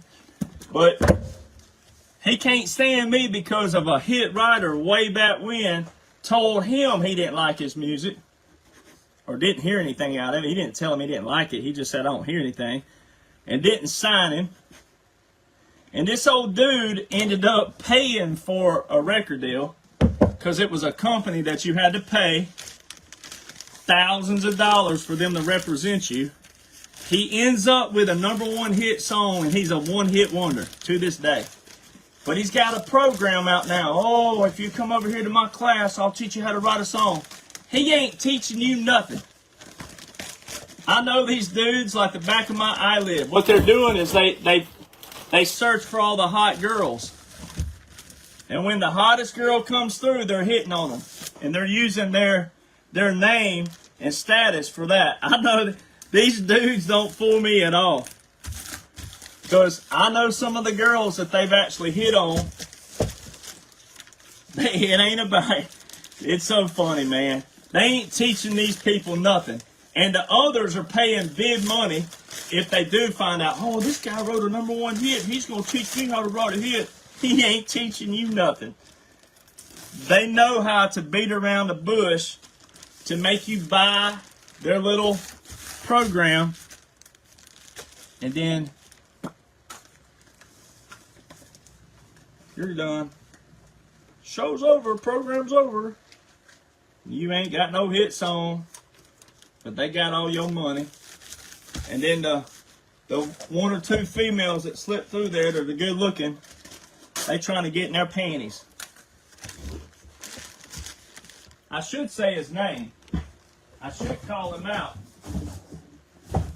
I should call him out. That's what I should do. But I'll wait. Because I'm sure he'll see this eventually. Because they all going to see it. Nashville, that system is Piranhaville. And they talk like nobody's business. And what they'll do is they'll make up stuff.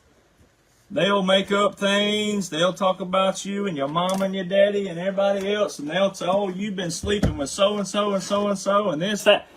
You talking about a woke system and you talking about libtard nation.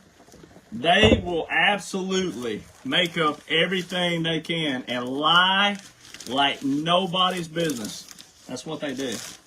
If it's a female, what a female would do to a female would say, you try to get with me way back when. And it'll be so far back that there's no phone records or no email or no nothing. You know, no text message, no screenshot. And boy, they'll lie like ain't nobody's business. That's what females do, which females do that all the time with any kind of, you know, politics, whatever. If it's a guy, the guys, if it's a guy versus a guy, you know, oh, you trash, and they'll do the same thing too. Like, oh, you're nothing but you try to sleep with every girl in this town and blah blah. Just like, what's this got to do with songwriting? Because I say I'm a better songwriter than you and I can prove it. How about let's have a contest? How about let's write and find an unbiased group of people who don't brown nose you and say, hey, let's just see how this works. Let's, for the fun of it. Why's everything got to be so mad and angry and wanting to fight? And why you mad, bro? Yeah, that's where that quote comes from. Why you mad, bro? Why you mad? I'm sitting here talking about songwriting. If it were an honest system, then you would be writing your own songs. If it were honest, then I wouldn't be on this video trying to tell you and tell the fans that, hey, it's not honest. And you're supporting a bunch of woke DEI. And what's funny is country music fans are mainly conservative. So why are a bunch of conservatives supporting the same thing that DC was for 150 years? Shouldn't you want to know that, hey, there's somebody who went in there, followed the money, figured out the system, and it ain't what you think it is? Shouldn't you want to know that? I mean, I'm just asking.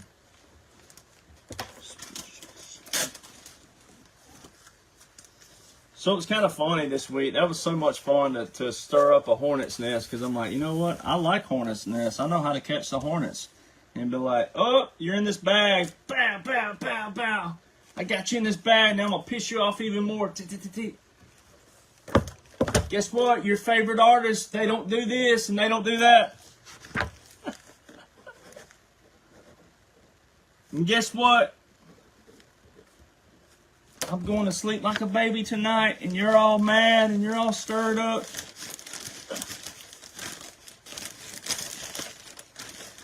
I can't imagine being like so angry that I'm mad over some person telling me how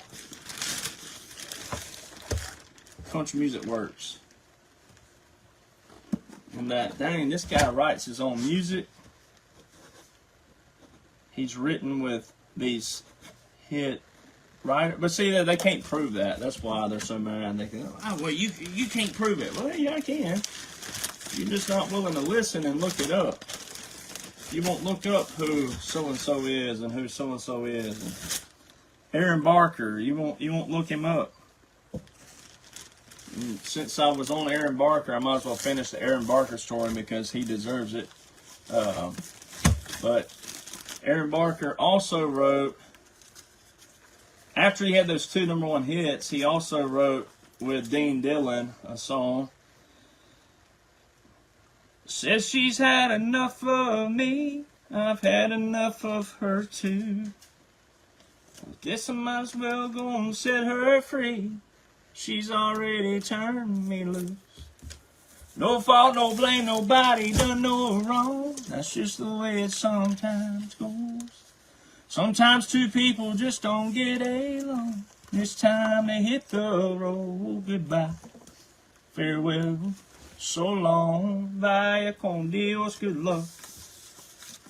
Easy come, easy go. A lot of people don't even remember that George Strait song because you're not a real country music fan. Easy come, easy go. That was probably one of my favorite George Strait songs for years. Yep, easy come, easy go. He also wrote, her telephone rang about 8:45. She heard his voice on the other end of the line. She wondered what was wrong this time. She never knew what his calls might bring. A cowboy like him, it could be anything. She always expected the worst in the back of her mind. She said it's cold out here and I'm all alone. I did make the shore go again and I'm coming home. I know I've been away too long.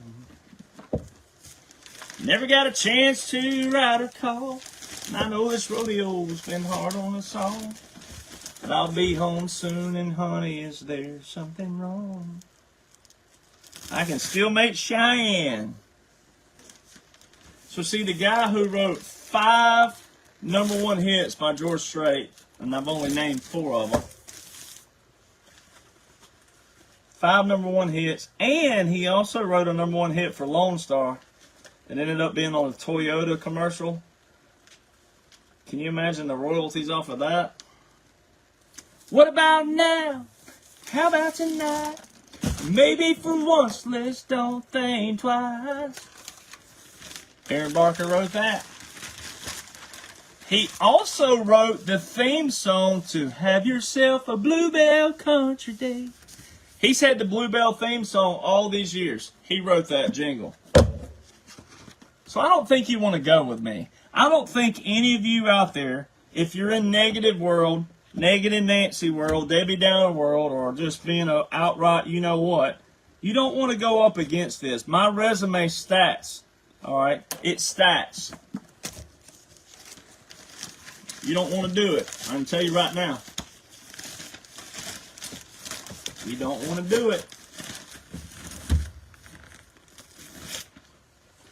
My favorite Aaron Barker song, though, is a #1 hit that George Strait had that most people don't even know, which is crazy. That George Strait has a #1 hit that most fans cannot even name, and some, if they're being honest, will be like, dang, I don't remember that. Like, yeah, because you don't know much about country music like you think you do. I've forgotten more country music than people know. But it is the epitome of what a country music song is supposed to sound like. Go check out George Strait's song, I'd Like to Have That One Back. That is a dang good country. That is what country music is supposed to sound like. I'd like to have that one back. I've never known someone so true. And a love that pure and sweet is what a man should never lose. And if my lips had just said I'm sorry, she might would have stopped right in her tracks. And I wouldn't hear my poor heart saying, I'd like to have that one back. That's what country music's supposed to sound like. And if you're brown-nosing Morgan Wallen and all these dudes out there, then keep right on brown-nosing, because you don't know what country music's supposed to sound like. You don't know quality music. You don't know good music. You don't know great music. You don't know any music at all. Because my songs are country. They sing about a honky-tonk and a way of life. Not some getting girl pregnant, trying to make a hoe a housewife. If that's what you want, then that's what you are. Not sorry.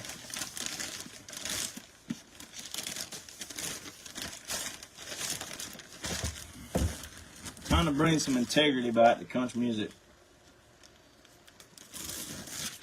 Let's see who else I've written with. Let me think of some others that I haven't recorded yet. I've got a song I'm going to record on my next album that I wrote with Paul Overstreet. Paul Overstreet. There's one people forgot about. There's one of those where I can brag that I've forgotten more country music than you know. I bet you don't know that Paul Overstreet had his own hit songs as an artist in the 90s. Some of you do. Some of you older fans do. I'm talking about the young punks out there that think Morgan Wallen honed the moon and stars. He honed some catalytic converters too.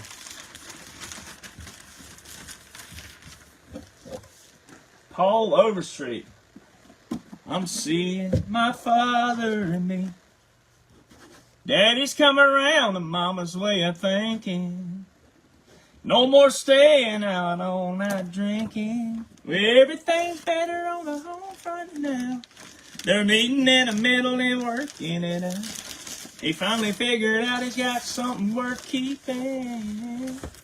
Daddy's come around to mama's way of thinking. Boy, y'all, some of y'all just don't know. Y'all just don't know. I ain't even got to open up on country music a whole lot. I'm opening up tonight more than I've ever opened up on country music. Paul Overstreet. I'll record that one on my next album. I try to record songs though that fit me, and that song I wrote about. I wrote a song about being married and having a kid, and I hadn't done that yet, so I was trying to wait for that, but thought no, I might as well record this one because I'll have more bragging rights on what I've been talking about. That's one of the #1 hit songwriters. Paul Overstreet. Good Lord, have mercy. You say it best when you say nothing at all. When you say nothing at all? Go look up Paul Overstreet. Check out all the songs he's written. #1 hits. Massive #1 hits. You don't want to go toe for toe with me, fans. I can go ahead and tell you right now. You don't want to. That's what makes this book so legendary and iconic. Ricky Van Shelton should have exposed the industry, but again, there's another integrity system where he had all those #1 hits. There's another artist that most fans can't even name, Ricky Van Shelton. Who? Ricky who? I've never heard of him before. Of course you haven't. Because your nose is so far up Morgan Wallen's ass.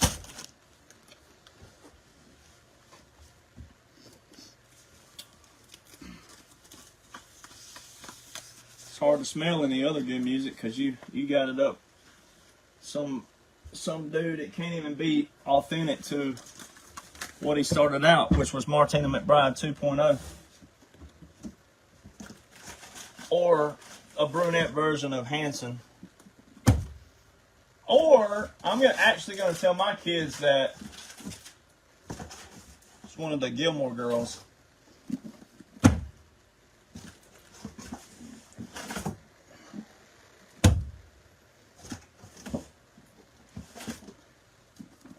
When I was in the Army, we had a photo up in one of the, it was actually in a war room, actually. Pretty cool. A lot of people won't know what a war room is, but there was a war room and it had a photo of John Wayne up. And it said Chuck Norris, ? Never heard of her. Man, that was so freaking epic.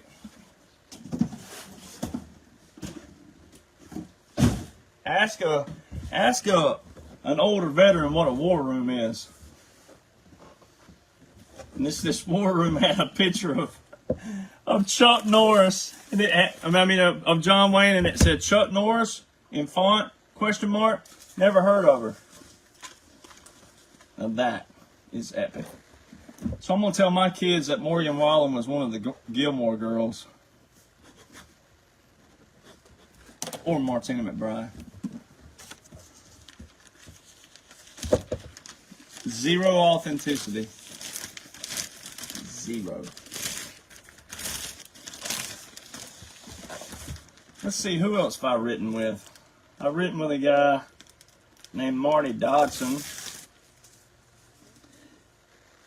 And I might actually record that song in the future because I wrote it with him and a buddy of mine.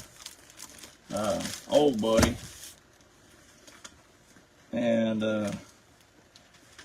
Marty Dodson wrote a song that y'all know. Must be doing something right. I just heard you sigh. Must be doing something right. He wrote that. #1 hit. And he also wrote, everybody wants to go to heaven, but nobody wants to go now.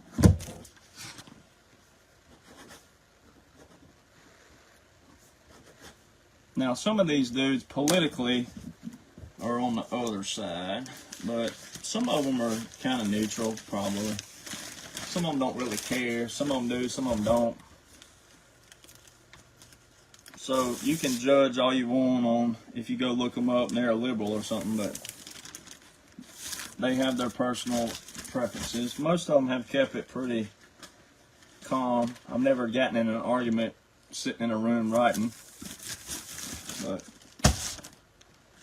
some of them have, but I haven't. Kept it cordial. I've written with another big hit writer who is considered a liberal, but this was way back. He actually has written 7 #1 hits. It just comes natural. It just comes natural. George Strait, one of them. Then we can go ride on my big green tractor, make it go slow and make it go faster down through the woods. He wrote that. He wrote, what's he write? She thinks my tractor's sexy, it really turns her on. He wrote that. He actually wrote that with Paul Overstreet. Matter of fact, there's a combo right there. Paul Overstreet's a conservative.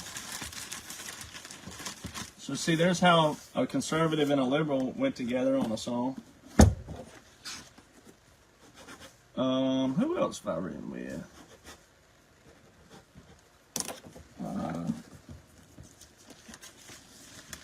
Oh yeah, another #1 hit. I just thought of it. And I actually know these people too. I know her better than I know her husband, but remember Thompson Square? Yeah, Thompson Square had a big #1 hit, and Collins wrote it. Are you gonna kiss me or not? I'm telling you, you don't want to go. You do not want to go toe-to-toe with me whatsoever. I've written with everybody as anybody that I've wanted to write with, and sometimes you can get with a hit writer and nothing comes out of it, like not a great song. So my song's Holy Cowgirl that you can go look up. You can look up Holy Cowgirl, and you can look up Hey Heartache. #1 hit songwriter, Bryce Long. He's written some big hits that you've heard.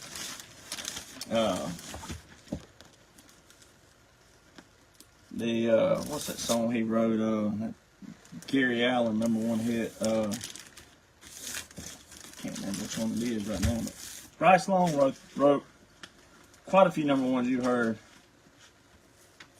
My favorite song of his, though, is a song that George Strait recorded that George Strait didn't release as a single, called Some Nights. Great song. Also, the co-writer on both of those, Holy Cowgirl and Hey Heartache, it was me, Bryce Long, and John Ramey. John Ramey wrote a song that you heard years ago that the dude is now turned gay, but whatever. Ty Herndon.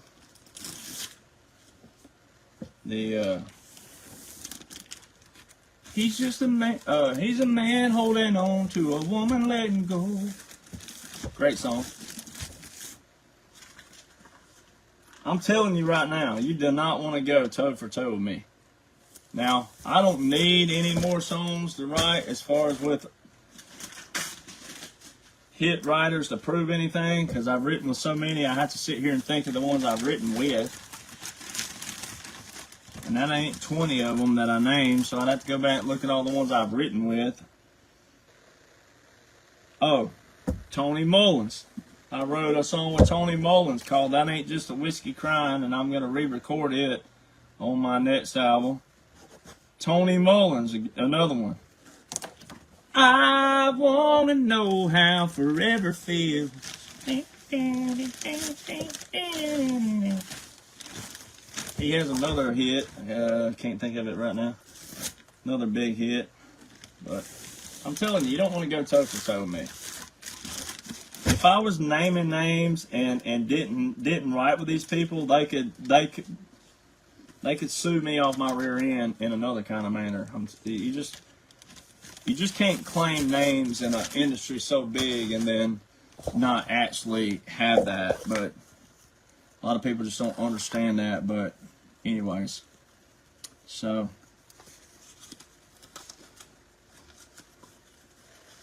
and there's nothing wrong with co-writing, but you know, at the same time, if you can solo write it, is my whole point. Why would any fan be upset again with the fact that there's an artist out there who can write quality music, but's been through the same system that all their favorites have been through?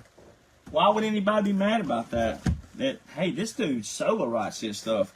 Seems like you should be proud or happy or excited or going, dang, this dude is a retired veteran and he went up Billboard without a major record label.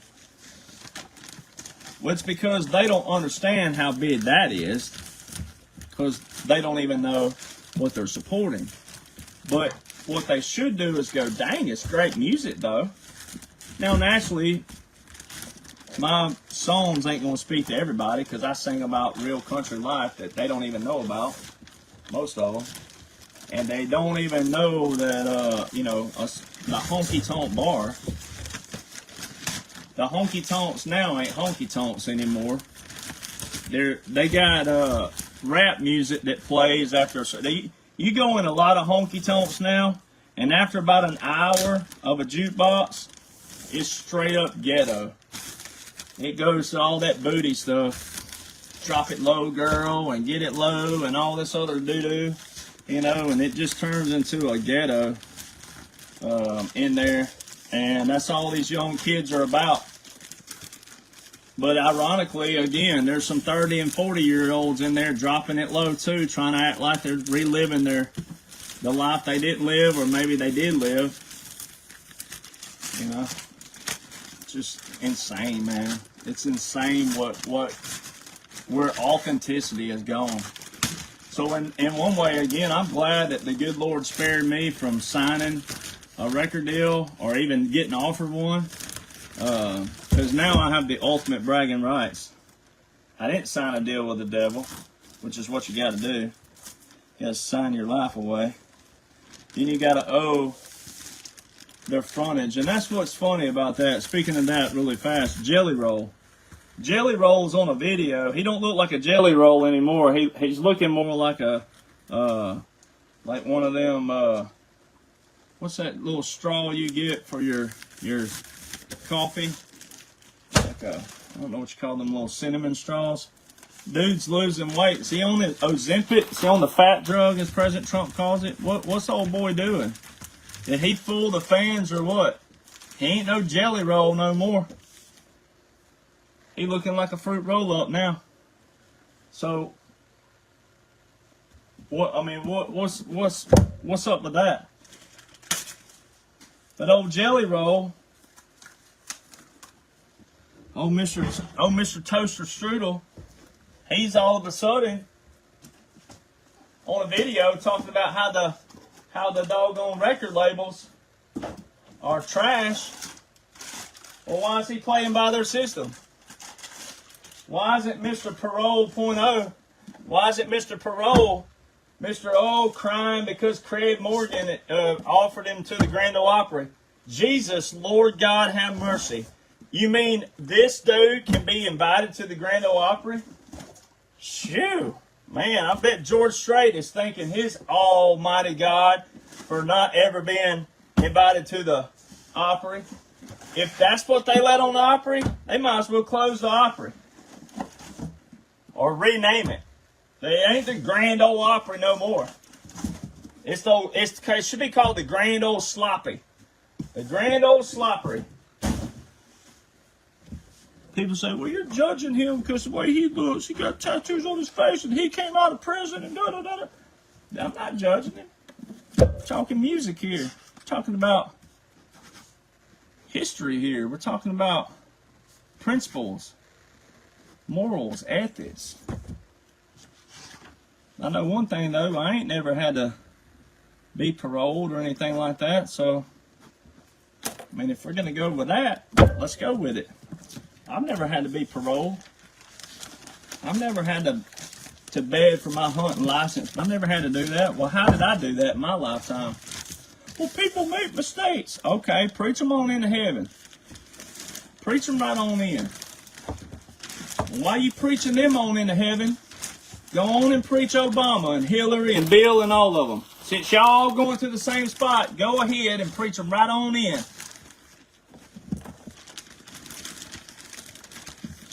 Everybody's not guilty, in case you hadn't checked in the last.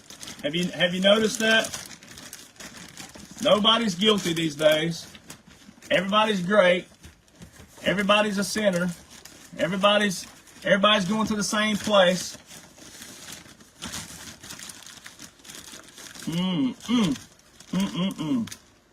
What a world we live in. So old Jelly Roll, he on a video talking about record labels. Well, why is Jelly Roll participating with the labels industry? Answer that question. Why is Mr. Toaster Strudel, why is he participating with their system? Same thing with Morgan Wallen. All these fans out there mad at, why y'all keep shunning him? Why are you keeping him out of the awards? He's shattering all these records. These fools don't even realize that Billboard is the same system. Same exact system. He's still got a record label. Same exact system. They don't even realize God love them. God love them. I can hear my grandma saying, God love them. They don't even realize how dumb they are. And I don't like calling people dumb, but these same people will absolutely dog cuss your grandma. They'll dog cuss my grandma for saying, hey, did you know that country music's a rigged system? Do you know that what you're supporting is they're playing and preying on your emotions on purpose? Did you know that?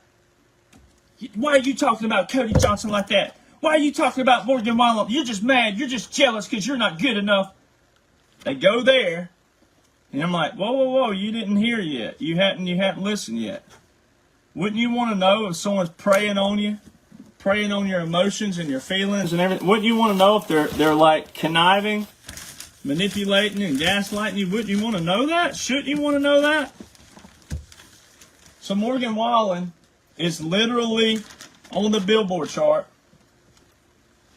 All these quote-unquote billboards, same system.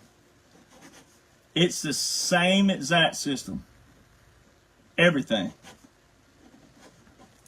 And they know that. And so, also these fans are the ones trashing Beyonce. Now, I'm not here to support Beyonce. Don't know her.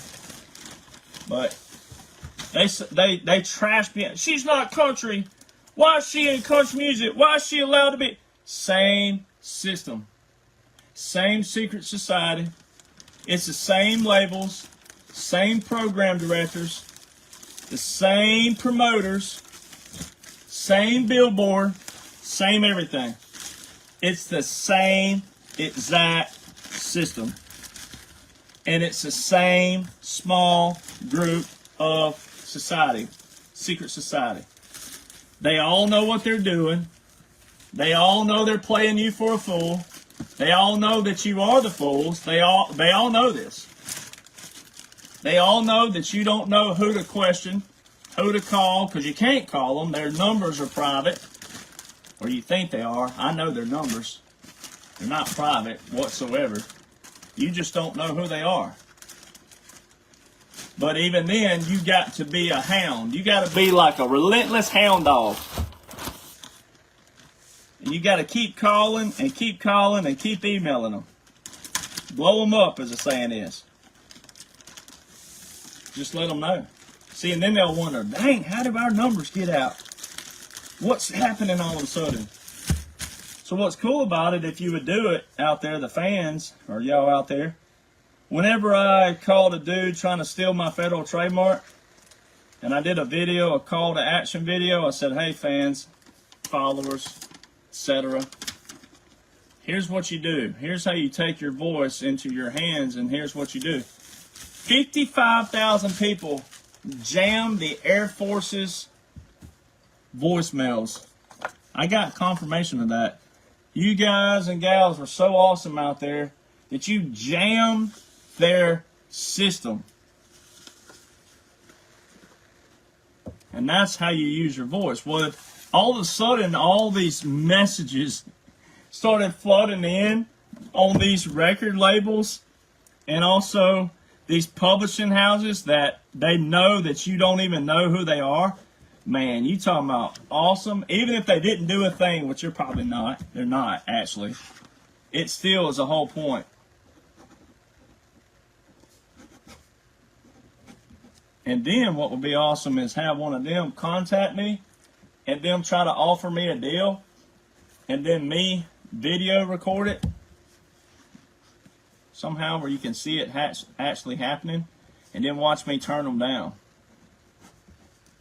Because I know the ones who are and aren't. Now, there's some out there that still, maybe, there's only a couple that I could actually go, yeah, you might be all right. But they still gonna, that old saying, they're gonna ride you and put you up like a wet setting hen, as old saying is. Rode hard, put up wet. That's what they're gonna do. They'll use your catalog until you ain't got it anymore, until you're written out and you can't write X amount in the time period they want you to write, and then they're done with you. Then it's over. It's game over. Same thing they did with Ricky Van Shelton. Same thing they did with all these other artists. So that's what baffles me about fans out there. It's like you think these artists, you say, oh, they're done. No, they're not. The label said they were done. They weren't done. Why did George Strait last as long as he did? Because George Strait was in a different part of the system at a different time, and George Strait invested well. And when it became a pay-for-play system, he didn't have to pay for play because he already had that arm in the industry on the program directors.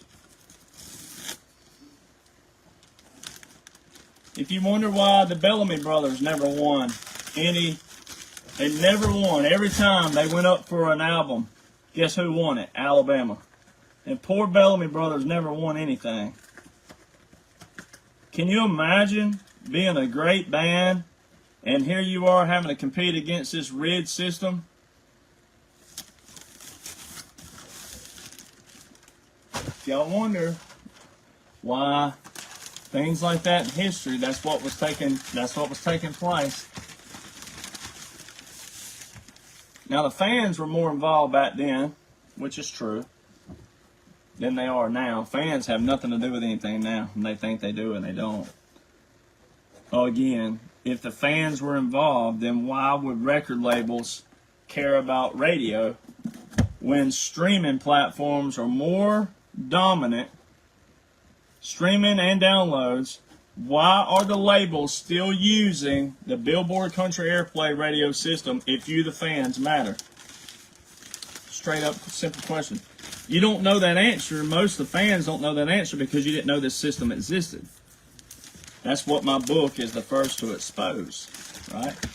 So that's the problem. That is the problem. That's the focal point.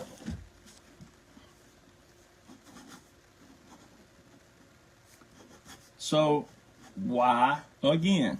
Now George Strait again, like I said, was in a different era as well. And then the system really went hard and went deep in 2012 is when it really got dirty. Ooh, that's when it really turned for a loop. That's when you had to, it was not only how many stations you could get on, it's how many spins you could get per station. So, again, why would you want to support something like that? Well, you don't know that it exists, so that's why you got to know someone like me is telling you, hey, this is not a good system at all. And they're all in their own system, like Kirk Cameron said the other day on his show. They're all awarding each other in their own system.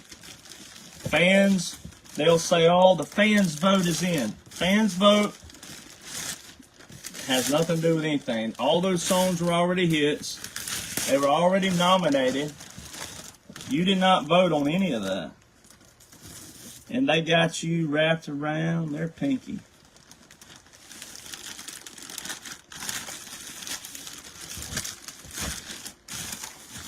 None of these artists get on their podcast. They don't even have a podcast.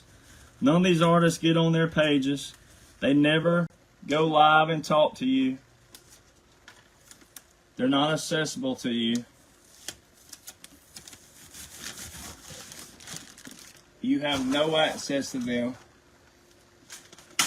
They don't care about you.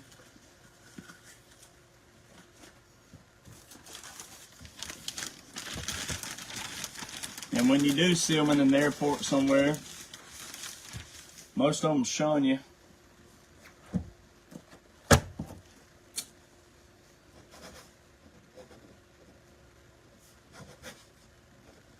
And another thing, how many of them sit here and sign like this and show you that they're signing it? For all you know, the stuff they're signing, guess who it could be? Anybody.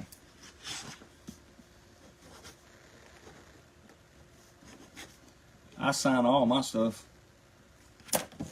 May not be worth anything, but guess what? That shows that I'm not in it for that. Of course, I wouldn't be buying my own signature anyway. But there you go. Sign everything. Because it's called passion. And the good Lord, whether you think it's all right to cuss or not, I mean, I say a few wordy dirds every now and then like I have on here. Slang stuff.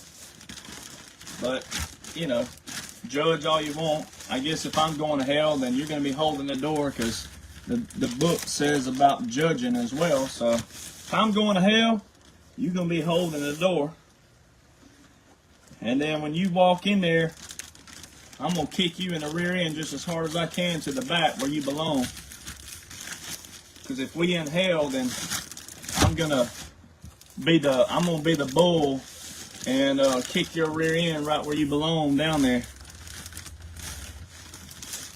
But it's actually awesome because I will be able to still write the way I write. You can't take that away, see?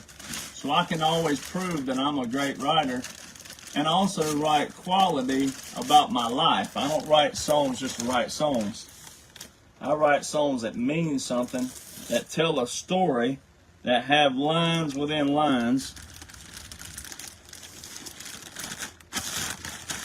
And you won't be able to take that away.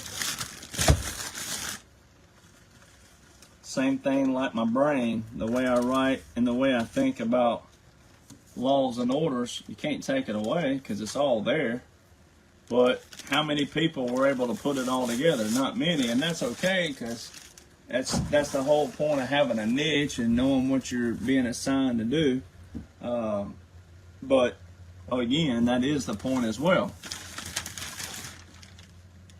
Oh, the train's running right now. When you live in the middle of nowhere, country like I do, there's a whole lot different sound when the train goes through. It is so much different. It's so awesome too. It's like the old Johnny Cash, I hear the train a-coming. It's a-rolling around the bend. And there's another thing. Speaking of those kind of songs, name one Morgan Wallen song that's going to be remembered, like Oceanfront Property or Folsom Prison Blues. You ain't. None of today's country music will be remembered because they try to put out so much music.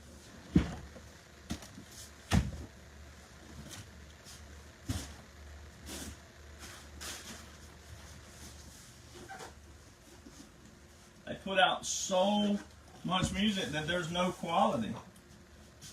It all sounds the same. It don't say anything different. It's all about some girl, hey girl, hey girl. You want some watermelon moonshine, girl? Let's smoke a cigarette, girl. Get stoned by the creek, girl. Yeah, girl. Hey, girl. What's your name, girl? Then they talking about cocaine. All kinds of stuff, man. They're singing about some wild stuff. But it's the same old stuff. It's a loop. And boy, let me tell you what, fans, y'all worn that loop out. How you cannot tell it's not real music is beyond me. They have worn that loop out. Doo-doo on the loop.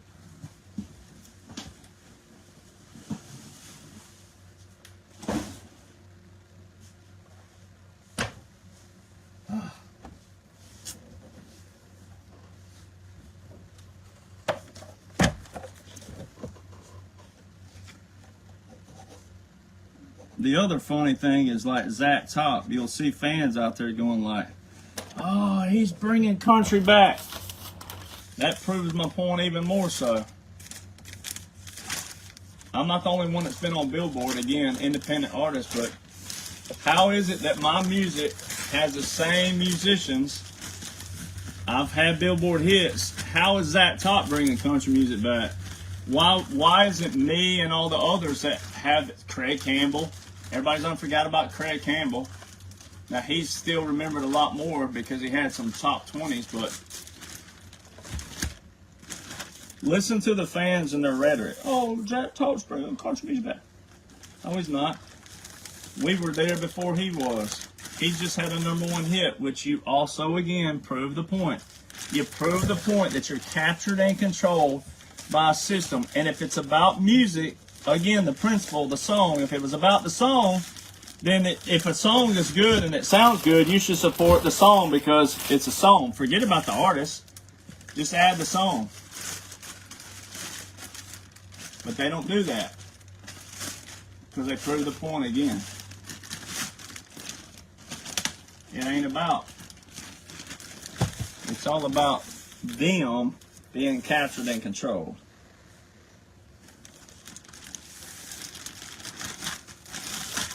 So it was great this week. It was so much fun. That was so much fun hearing team members going, man, you stirred a hornet's nest up over there. And I said, well, I'm going to stir some more up. I sat on my deer stand yesterday. I sat on my deer stand for like 3 hours yesterday evening. And I got 2 phones, and only one of my phones works. And it just so happens to be the perfect phone for it. And boy, you talking about, I sat and I posted all afternoon until Facebook said, you're banned from doing this anymore. I couldn't do it anymore for like, I think 6 hours, 8 hours, something like that.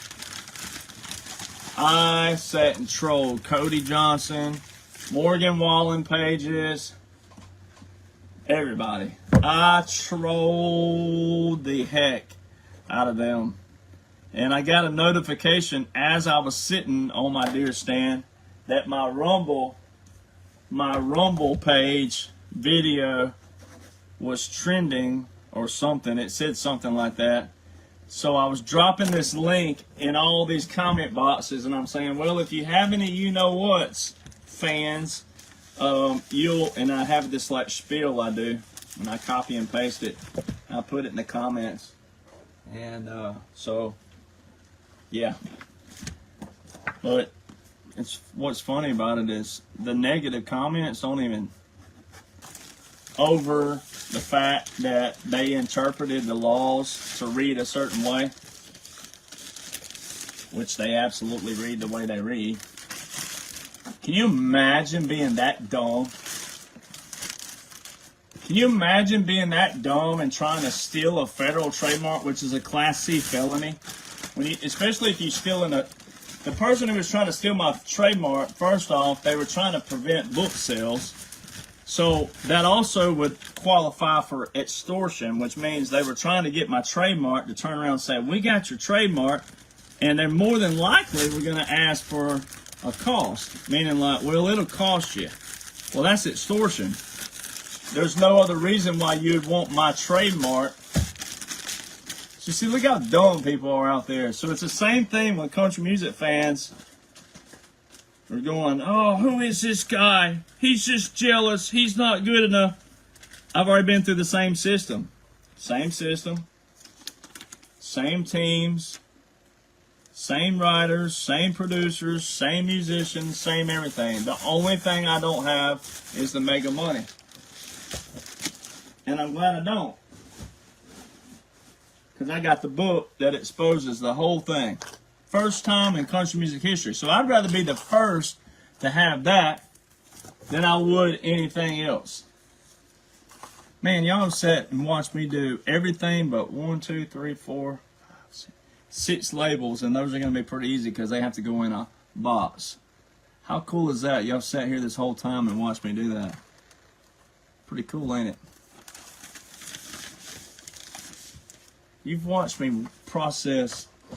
Let's see if you can see this. All these books.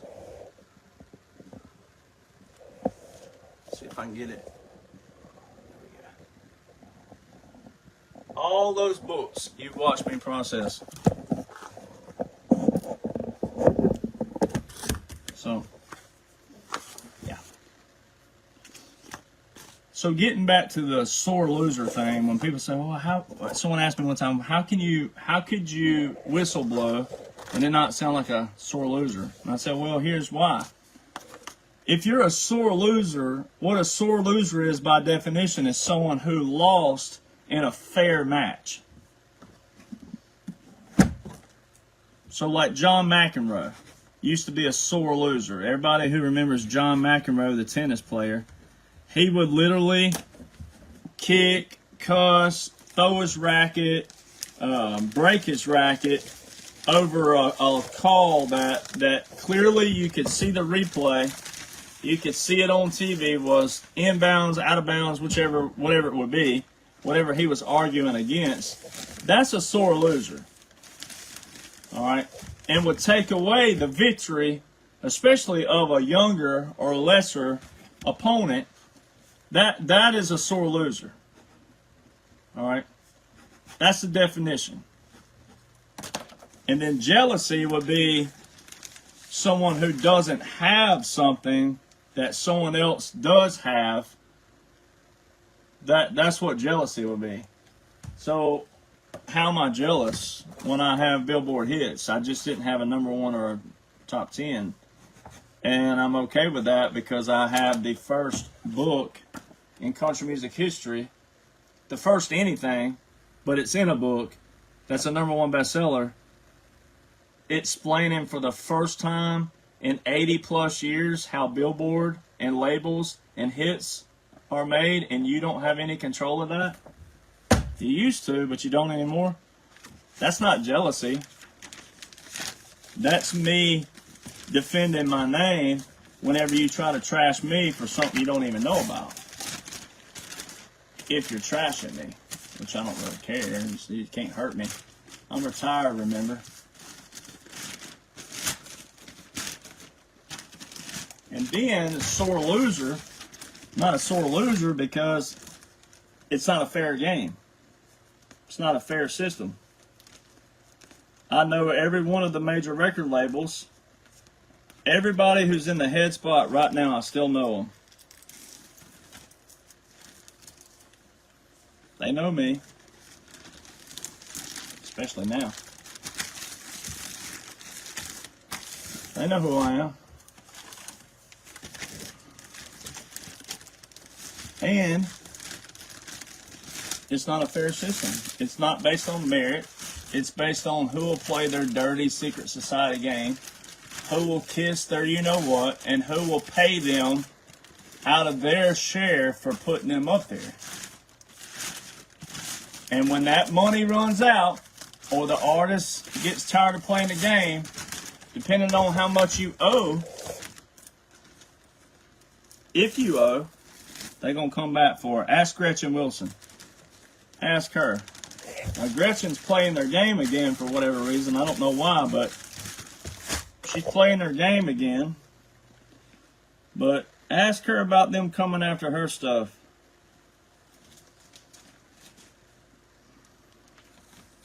Some of them just can't stay away from the fame. can't stay away from it. They just got to have the fame. They just got to. And I'm so glad that I am where I am. So, all right. Let's see here.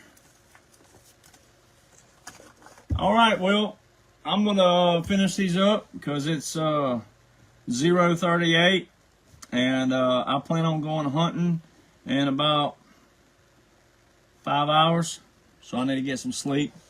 But anyways, yeah, so you should share this with your friends and family that are country music fans and say, hey, just open your mind up a little bit, and you'll see.